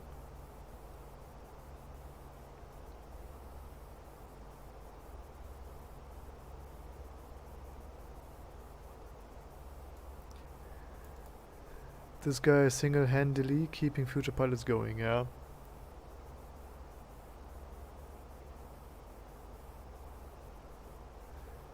Epic Video. Okay, episch vielleicht nicht, aber informativ.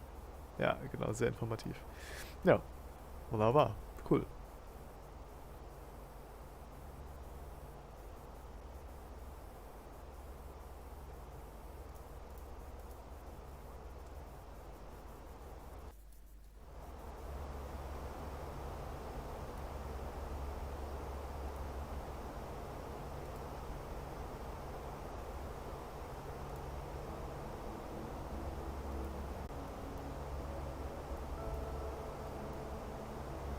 Das ist wieder kurz abgekackt, wieder keine Daten, 0 Kilobytes die Sekunde, aber jetzt ist wieder back online, das ist auch interessant. Ich weiß nicht, wo das herkommt. Einfach so plötzlich 0 Kilobyte und dann aber wieder da, ich keine Ahnung, wo das herkommt, ich weiß es nicht. Naja, auf jeden Fall sind wir jetzt in Reichweite von ATIS. 123, das ist mir 130.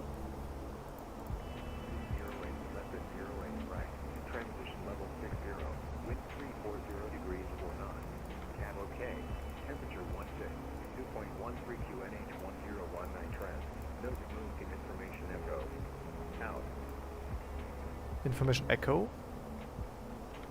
Musik Information Echo. Automatic. Met report time 1750 Zulu. Expect vectors for 19 Minuten alter Wind. left approach runway 08. Left at 08 right runway is in use 08. Is 08 left, 08 right? Transition level 60. Wind 340 degrees 4 knots. Cam OK. Temperature 16. 2.13 QNH 1019 trend. Noted Musik Information Echo. Out. Cool, dann wissen wir Bescheid. Wir planen für die 08 Right einmal. Und wir kommen rein über Betters. Da geht es einmal auf die Beta 08 Transition. Und Insert.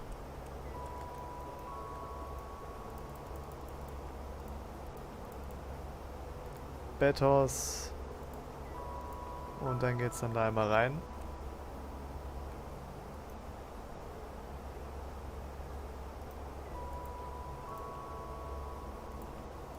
Maybe etwas langsamer als das, was da steht. Wo ist denn hier?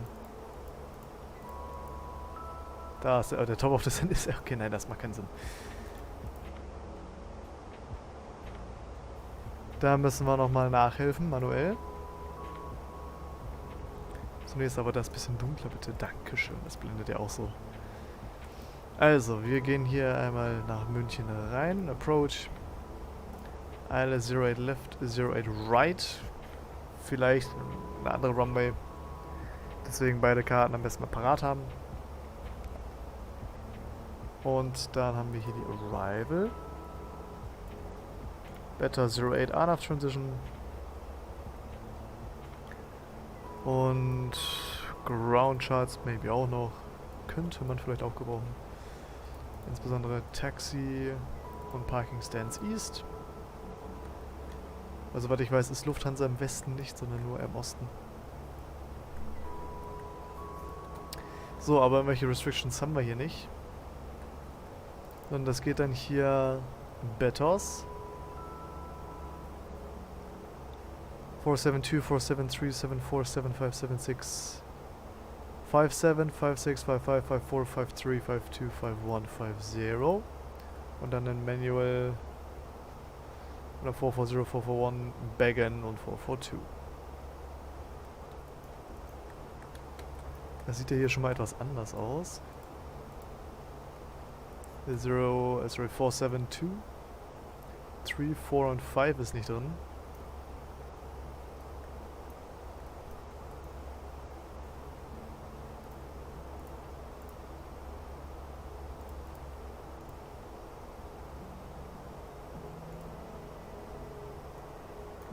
Four seven three, 474, 475.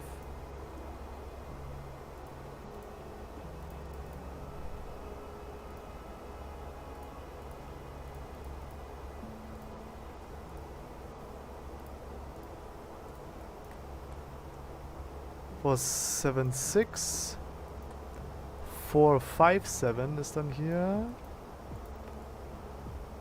Und wir machen bei Betos mal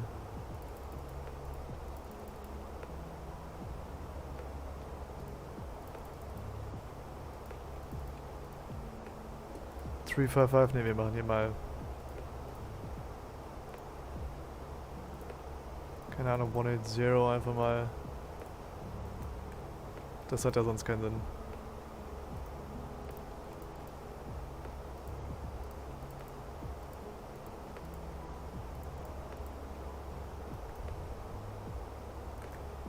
Und dann 476 machen wir mal 132.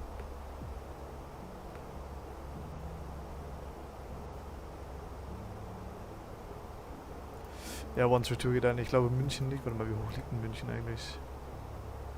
1500 Feet. Ja. Können wir sonst auch hier mal 100 reinhauen.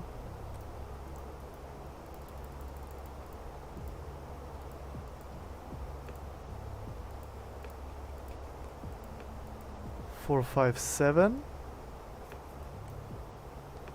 5, 6, 5, 5, 5, 4, 5, 3, 5, 2, 5, 1 kommt da theoretisch noch.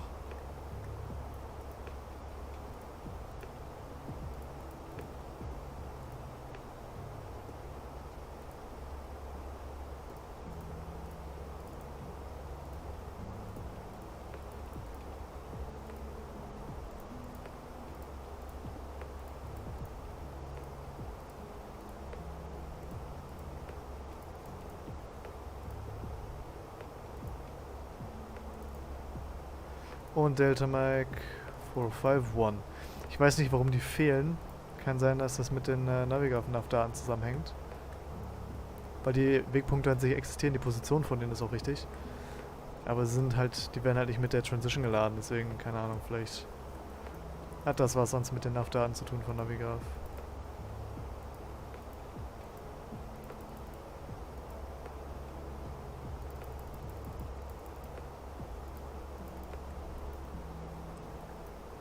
Ups, nein, falsche Richtung. 4, 5, 2. Können wir sonst maybe auch schon mal 5000 reinhauen.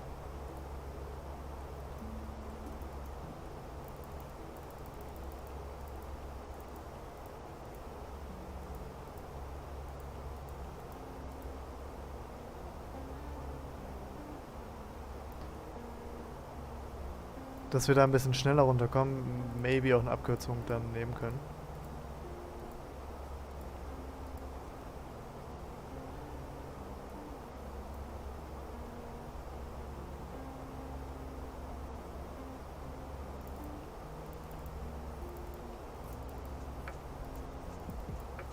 Bei Bergen sowieso 5000. Okay, ne, dann haben wir das erstmal.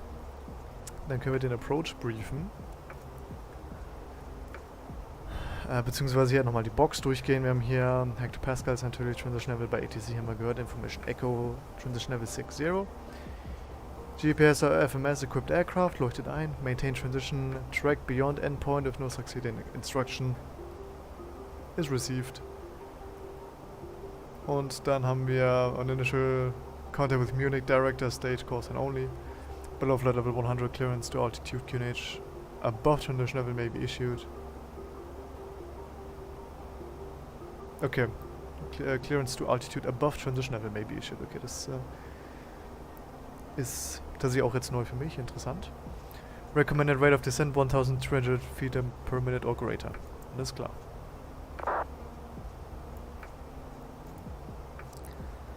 Dann in ILS 08 right. Chart 11-2, effective 2nd of January. ILS 08 right. 109.3, 080 degrees. Glide slope, final altitude 2780 by 4.1. Decision altitude 1686. Das ist München. Airport elevation 1487. MSA im ganzen Sektor based auf Mike November Whiskey Locator. Der ist hier oben 3700 feet. 134.15.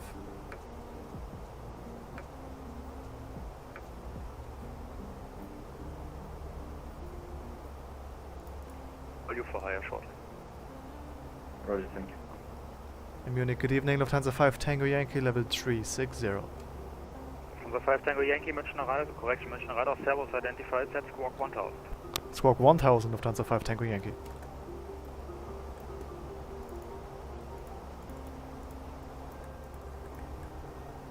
München Radar 453 Heavy with you 260, this is above 250. Lufthansa 453 Heavy, München Radar, Servos identified, descent to reach level 130 at waypoint Buram. Genau, das hier, die Conventional Arrival ist für uns eigentlich irrelevant. Wir fliegen wahrscheinlich die Arrival.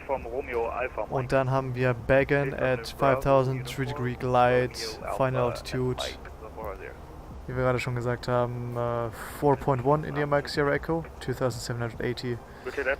Decision altitude 1686 feet. Traffic incursion on your 2 o'clock position, 50 miles out. He's not on my frequency and climbing to flight level 350. I would appreciate if you could climb flight level 360 for the moment.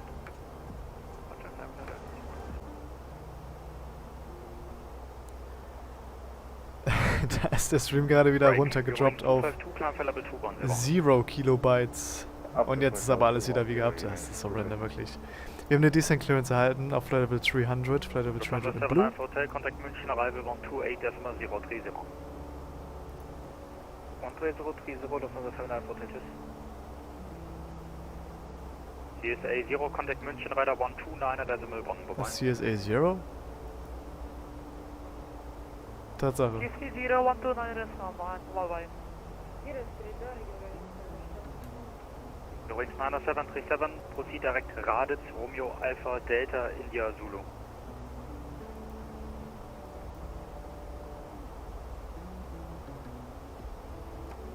Budget 8 Papa Kilo, thanks for cooperation, traffic is no factor anymore, descent for level 300. Lufthansa 5 Tango Yankee, proceed direct on deck. Direct to Undeck, Lufthansa 5 Tango Yankee.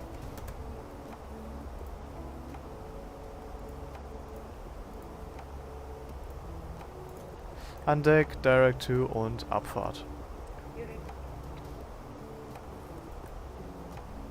Das ist einer vor Bad Toss, genau, da startet dann unsere Arrival. Norix 9737, I told you now 3 times to proceed direct to Raditz, Romeo Alpha Delta India Zulu, you didn't read it back, so therefore I didn't let you climb. So sorry, I said it, there is Raditz, Sieht aber auch geil aus hier Perfect, now gerade. climb flight level 210, thank you.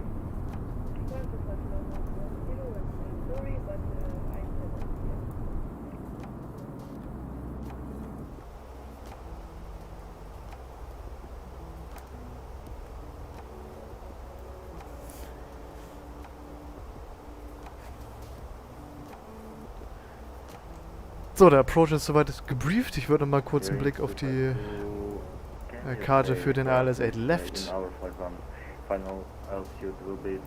werfen.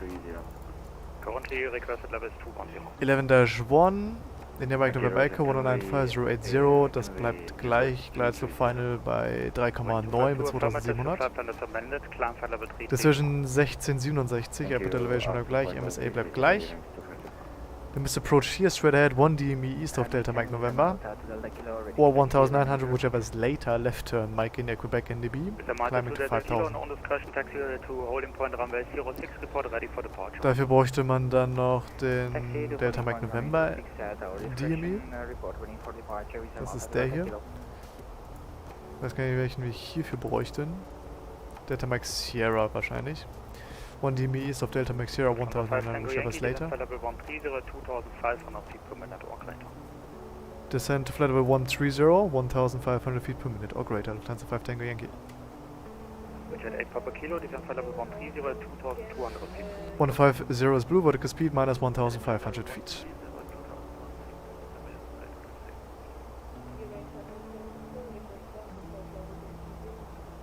It's 737, climb flight level 310.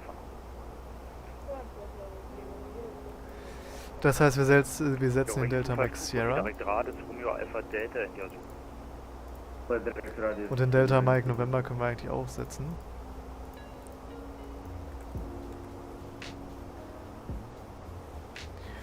Bis Ottersberg we are climbing to 5000. 128,030, Munich Director, initial call restricted to call sign only. Für den Director dann später.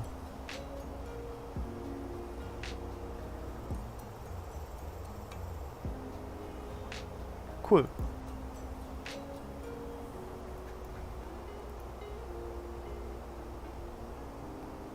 Traffic behind. 290 knots or greater, Lufthansa 5 Tango Yankee. Speed? Nein.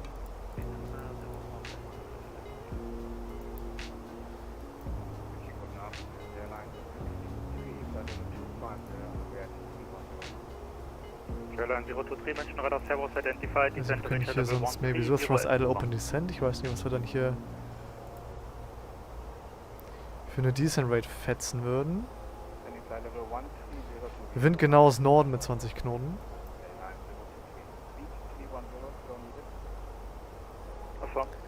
Ja, das sieht gut aus, dann kommen wir bei Bettas mit 150 an ungefähr.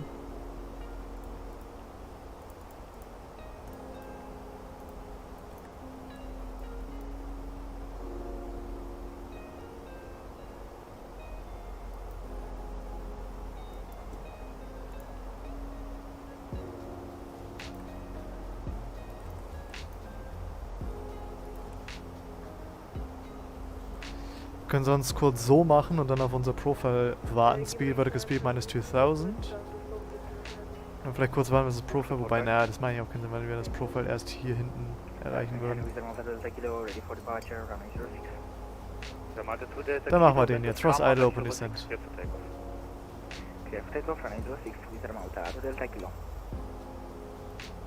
Dann lassen wir das so. Okay. Airline 023, free speed.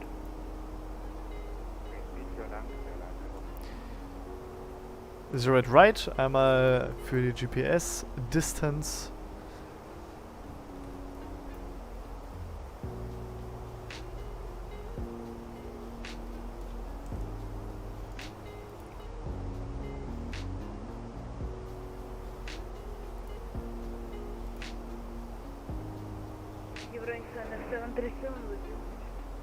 Welcome back. Going 737, continue climb flight level 330. Continue climb to flight level 330. 23 Meilen bis an Deck. Hotel, request please the for 2 minutes. Condor 7 Alpha Hotel, for now contact Wien Rider 126, Cessna 275 and pass the request. Marco, moin Meister. 126, 275, Condor 7 Hotel.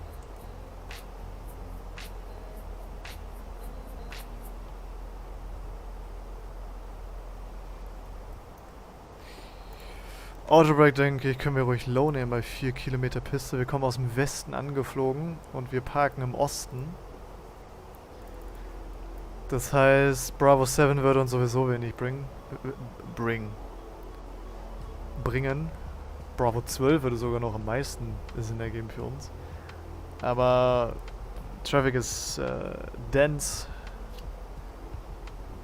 Deswegen würde ich jetzt nicht extra so lange ausrollen, sondern... Lufthansa 5 Tango Yankee, contact München Arrival 120.780, bye-bye.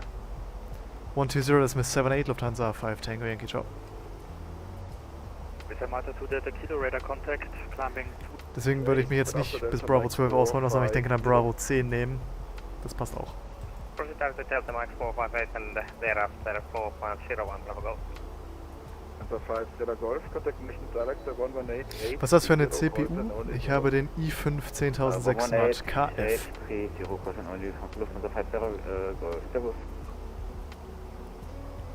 And approach, good evening, Lufthansa 5 Tango Yankee 215, descending 150, direct on deck 290 knots or greater. Delta 5 Tango Yankee, Mission Radar Service identified information Foxtrot at given rate, descent at level 100. Descent flight level 100 confirms rate right. 5 Tango Yankee, runway will be assigned by director, but it will be probably the rate right. Roger, then I didn't understand what you said previously. We descend level 100 and say again the rest of the clearance. Lufthansa 5 Tango Yankee, information Foxtrot, descent flight level 100 at given rate. Roger, at given rate, descent level 100, and we're gonna check Foxtrot Lufthansa 5 Tango Yankee. Thank you. Lufthansa 878, descent 4000 feet, D-AIZH 1019. Descent Alt Magenta natürlich. Ja komm, das hat keinen Sinn. Marabu 6113, descent flight Dann machen wir level das so. 110. Dann bleiben wir so Thrust-Idle Open Descent. Hört sich gut an, das Briefing. Vielen Dank. And Lufthansa 878, contact Mission Director 118, this is 830, calls and only, bye bye.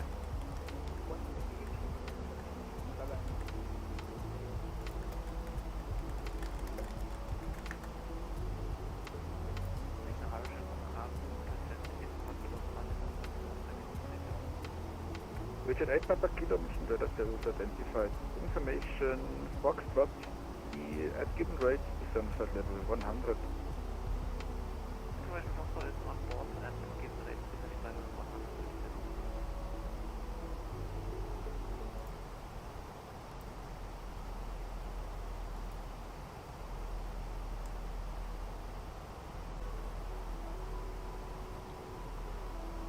So, der obligatorische Stream-Aussetzer gerade wieder. Ja, das ist doch ätzend.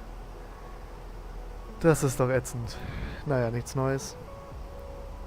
Marabu 6113, speed 250 knots or greater.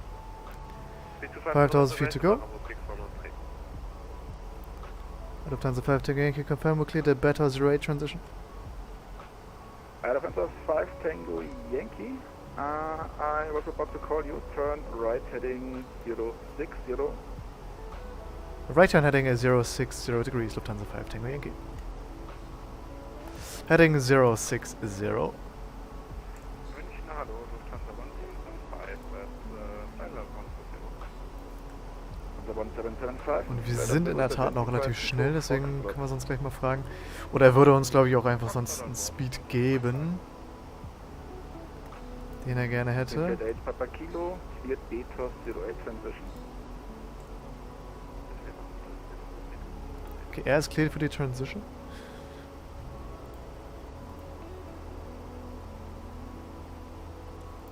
So, jetzt einmal hier über München drüber heizen. Austrian 1 Bravo Golf, speed 25, correction, Austrian 1 Bravo Golf, speed 220 knots. Speed 221, Bravo. Airbus 6113, speed 220 knots. Da dieser große, dunkle Streifen hier. Der englische Garten dürfte das sein. Dann haben wir hier die Autobahn. Dann 9,5 München Radar, Servus, Genau, da ist der Flughafen.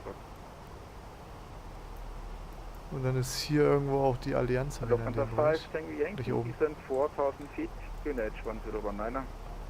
Descent 4000 feet, 1019, Lufthansa 5 Tango Yankee.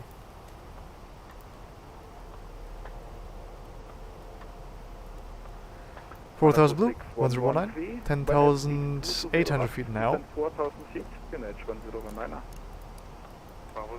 Sieht besser gar nicht ausgemacht. Dann haben wir die Approach Checklist. Yankee, turn left heading Never to mind. 80. Left turn 280 degrees, Lufthansa 5 Tango Yankee.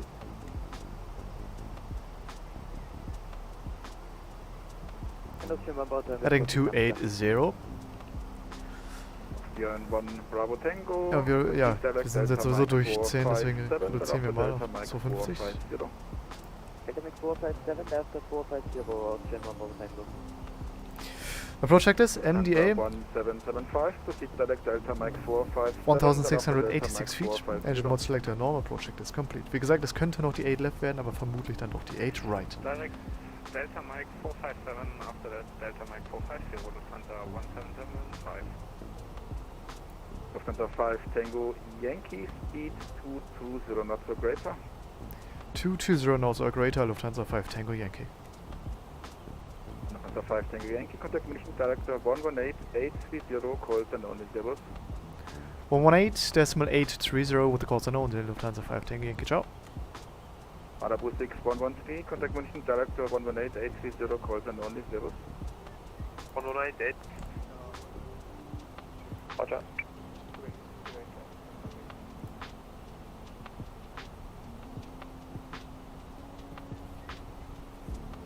Direct good on Airbus 6103.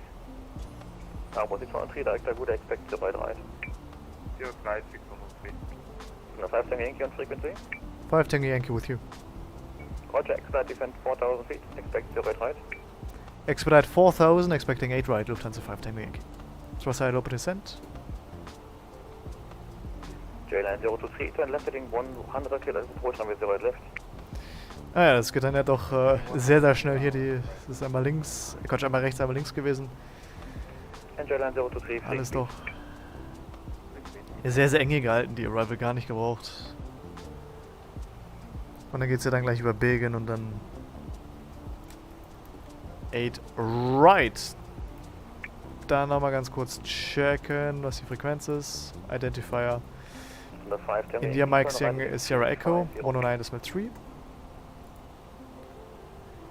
Und 079 in der Box 080 auf der Karte. Das ist right turn 350 Lufthansa 5 Tango Yankee.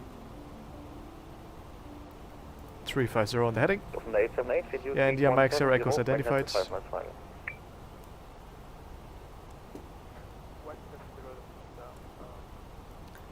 Dann können wir direkt Belgien machen. Contact Tower 120.505. Mit 260 bitte. Frequency director. Heading 350.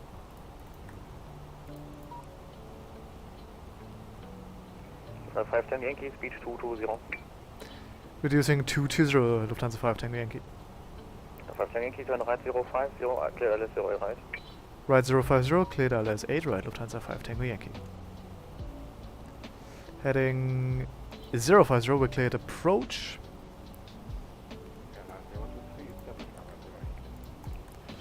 Glide slope localizer blue, block star, catch for dual, autopilot 1 and 2.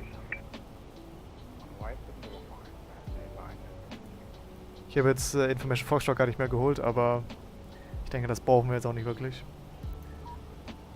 Wetter dürfte sich jetzt auch nicht so stark verändert haben. Vertical Speed minus 700.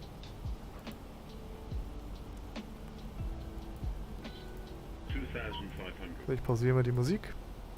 Ist checked als da. Bravo 6113, turn right heading 350. After 350, Bravo 6103.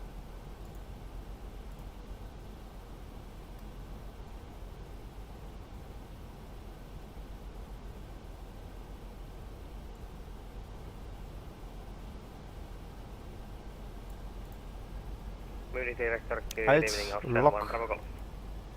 Pass 1 Bravo, Director, good evening, expect 0 Da ist Traffic 0 left. 8 right, 1 Bravo.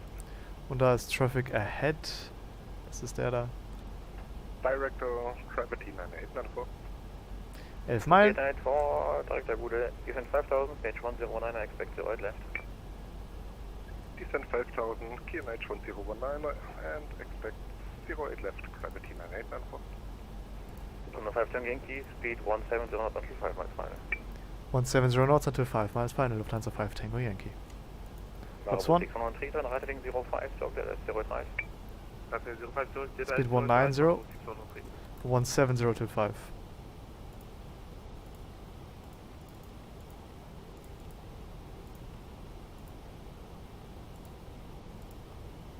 Das können wir einmal schnell eintragen. Jetzt haben wir da unsere 5 Meilen. 510 gegen Contact Tower 120.505. 120.575 Lufthansa 5 Tango Yankee. Confirm 120.505. 120.505 Lufthansa 5 Tango Yankee. Ciao. Ja, ich habe 57 verstanden. Gut, dass er mich korrigiert hat. Gravity 989. Fine line up on base 08 right behind. Gleitstops da. Traffic, Lufthansa 727. Flaps 2. Tower, good evening, Lufthansa 5 Tango Yankee, ALS 08 right 170 or greater until 5. Lufthansa 5 Tango Yankee, tower, hello, speed is okay, I'll call you.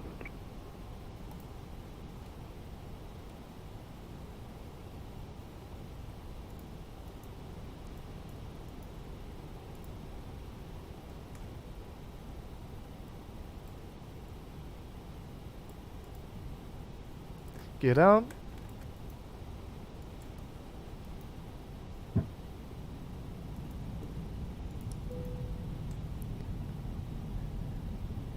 Und Free Speed. Flaps 3.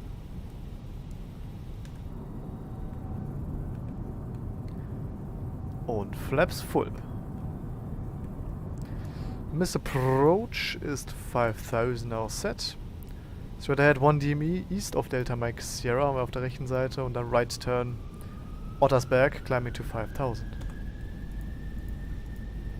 Right landing checklist. Cabin is secured for landing, auto thrust and speed, go around altitude 5000 set, EK memo landing, no blue, checklist complete.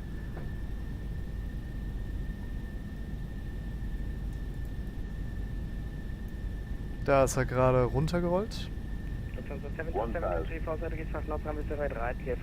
Einer auf der Bahn, der jetzt gerade Stadträger war. Cat 1. Lufthansa 5 Tango Yankee, 1 departure ahead, expect clearance 1 mile final. Lufthansa 5 Tango Yankee, roger, traffic on the runways inside. Lufthansa 878, contact ground 121, decimal 830.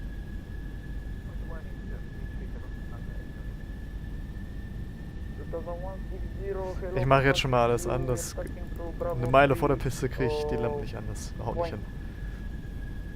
Lufthansa 160 Tower, hello.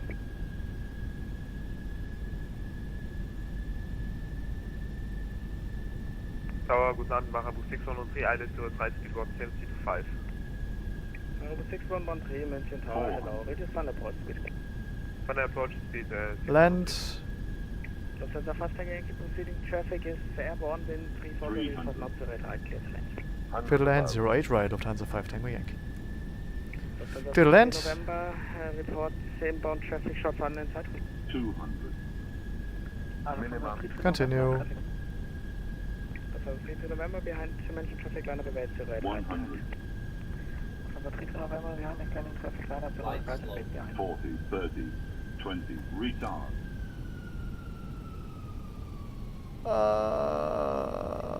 There we are. Walk mode Charlie.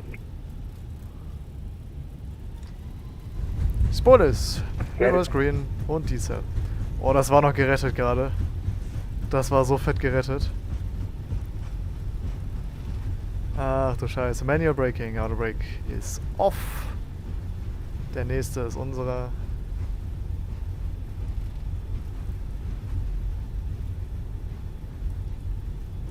Lufthansa 160 holding point Bravo 3. 160 roger. Bravo 10.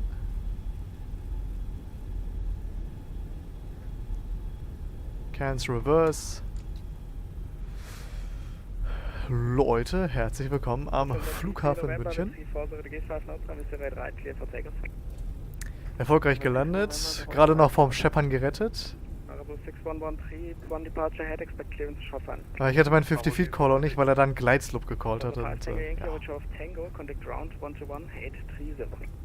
Short of Tango 121-830 Lufthansa 5 Tango Yankee.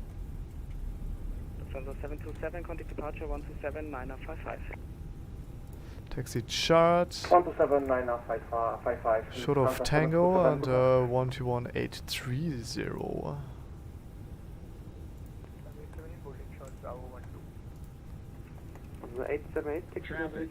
Ja, nein. Das machen wir aus.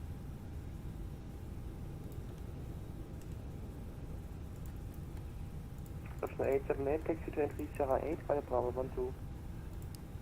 Entry Sierra 8 via Bravo 12. Ground, good evening, Lufthansa 5 Tango Yankee, Bravo 10. 5 Tango Yankee, approaching ground, hello, taxi to entry Sierra 8 via Tango and Bravo 12. Tango Bravo 12 to Sierra 8, Lufthansa 5 Tango Yankee. Das geht einfach nur rechts Tango und dann Bravo 12 bis Sierra 8. Sorry, second and second, copy. 11780. 11780, Links ist frei. 878, contact Apron 11710. Andi, moin.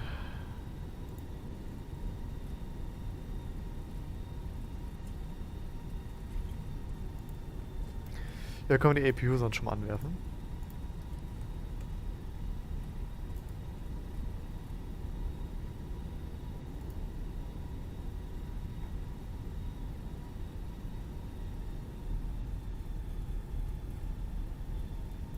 So, das kann natürlich auch noch disarmt werden. So, genau. Flaps retracted, Ball ist disarmed. Jetzt ist der Flügel auch wieder aufgeräumt. Marabu 6113, ground hello, taxi to entry Sierra 6 via Bravo 7. And the Sierra 6 via Bravo 7, Marabu 6113. Oscar 5 Tango Yankee, contact Apron 11710. Apron 121-710, Lufthansa 5 Tango Yankee.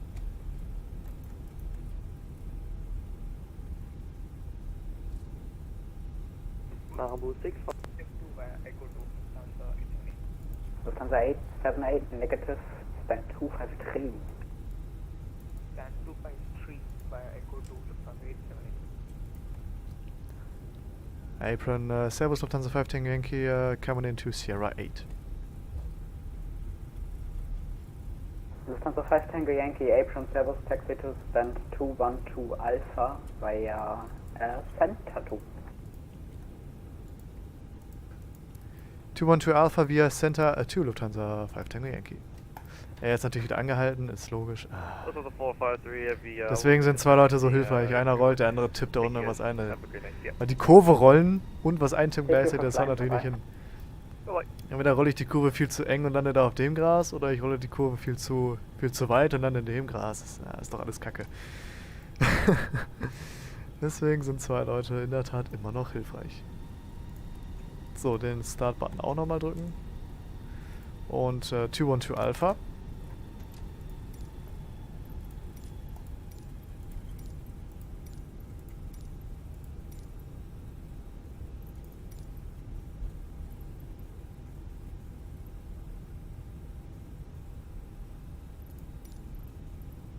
Gibt's nicht. 211 und 214, perfekt. Dann lassen wir das. Da machen wir es halt so. Oh Mann. Parking stands east. Center 2, 212 Alpha.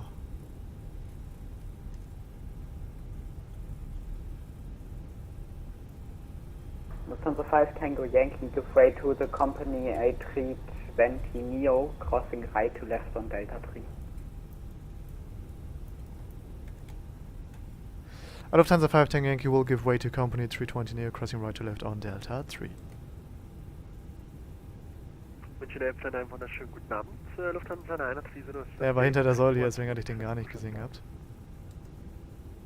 Lufthansa 930. Der rollt da nach rechts, denke ich mal. Auch Pushback approved face south. Correction Orange Line. Ach ne, er geht, okay. Ja, easy. Ne, Hebel passen ja aber aneinander vorbei.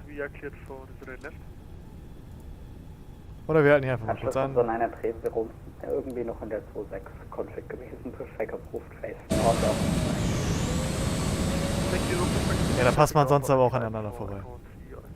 Aber man muss es ja nicht drauf anlegen. Dann rollen wir weiter. Ja, weil diese 3 Rollwege hier extra so gemacht sind, dass man auf allen 3 Rollwegen mit 36 Meter Spannweite Maximum aneinander vorbeirollt. Beziehungsweise Whiskey 2 und Echo 2 mit einer Spannweite von bisschen mehr, ich kenne den Wert nicht, aber halt auch Langstreckenflugzeuge mit über 50 Metern Spannweite können da aneinander vorbeirollen auf Whiskey 2 und Echo 2. Dann passt halt natürlich mehr aneinander vorbei, kann man auch in beide Richtungen rollen, als wenn man hier zum Beispiel nur eine Linie hätte. Lufthansa 878, Lufthansa 878, ja, Roger. Thank you for flying, bye bye.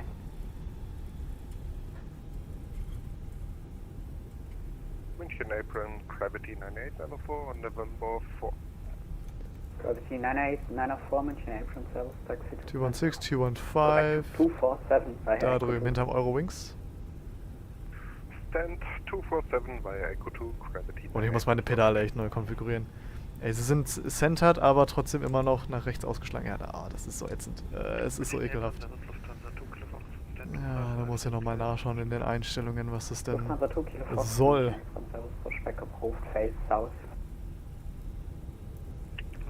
212 ist da.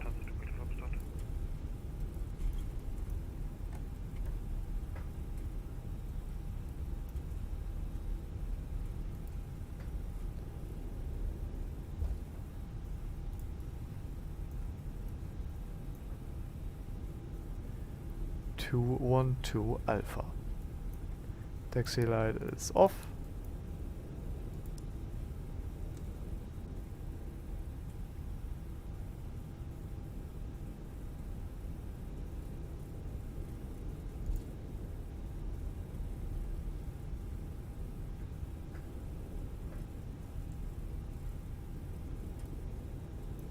Ja, das haut doch nicht hin, da hängen die Dinger übereinander. Ja, das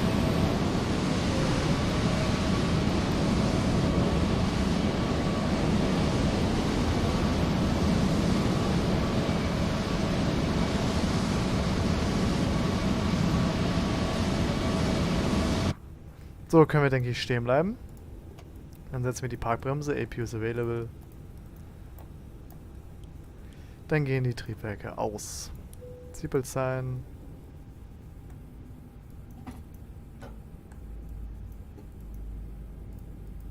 Plus 100 feet.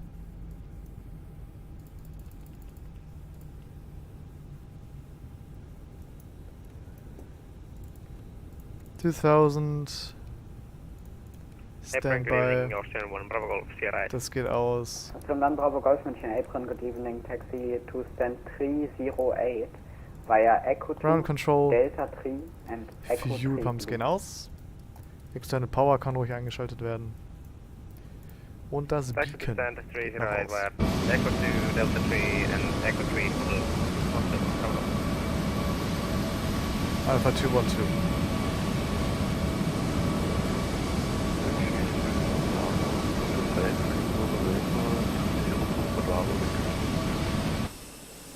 So, einmal disconnected, dann ist es auch gleich viel angenehmer hier von der Lautstärke.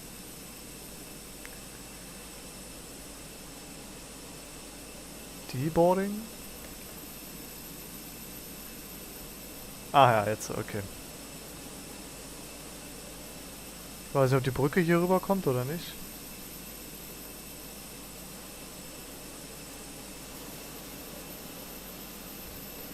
Sonst können wir das auch anders lösen.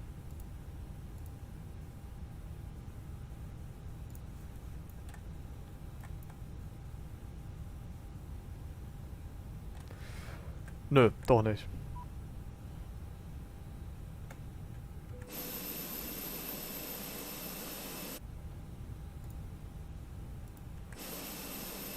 Ja, jetzt bewegt sich die Brücke gar nicht. Der ist disabled. Ja, super. Na gut, dann bleibt das halt so. Sieht etwas weird aus, aber ich kann es jetzt nicht ändern.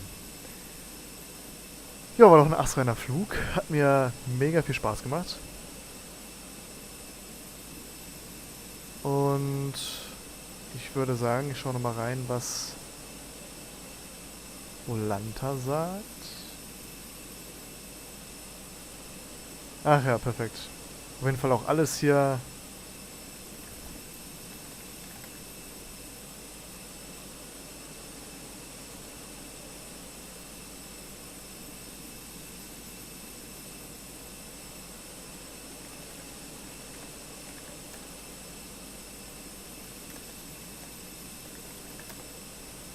So, ich weiß nicht, warum das hier weiß ist.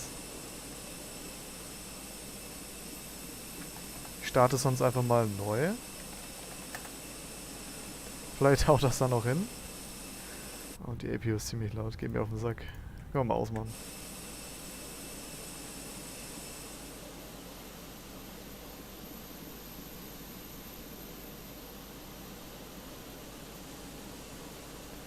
Ja, I'll take it.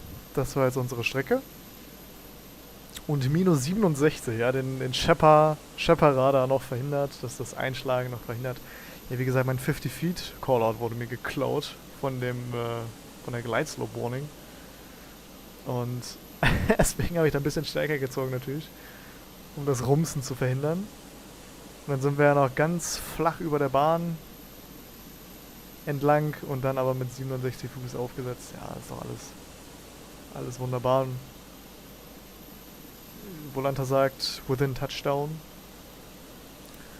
Und ich meine, die Bahn ist 4 Kilometer lang, da kann man auch mal ein bisschen entspannter machen, ne? Deswegen, ja, an sich doch relativ zufrieden. Der Flug hat mir mega Spaß gemacht. Der Abflug aus Neapel auch immer ganz geil, eigentlich. Und ich hoffe natürlich, es hat euch auch gefallen. Wenn ja, lasst gerne ein Like da, lasst gerne ein Abo da. Ich wünsche euch jetzt noch einen wunderschönen restlichen Mittwoch und ich denke mal, dass wir uns morgen hoffentlich wiedersehen. Ich hatte morgen eigentlich mir auch vorgenommen zu streamen, falls mein Internet natürlich hinhaut. Das ist die Voraussetzung dafür. Ich weiß echt nicht, warum das unterwegs immer wieder kurz gestockt hat. Das ist wirklich dann die Übertragungsrate dann auf 0 Kilobytes runter und dann schlagartig war es wieder da. Das ist so komplett random. Ich verstehe es nicht. Naja, vielleicht ist es morgen besser. Ich wünsche euch jetzt, wie gesagt, noch einen schönen restlichen Abend. Und bis zum nächsten Mal. Wiedersehen.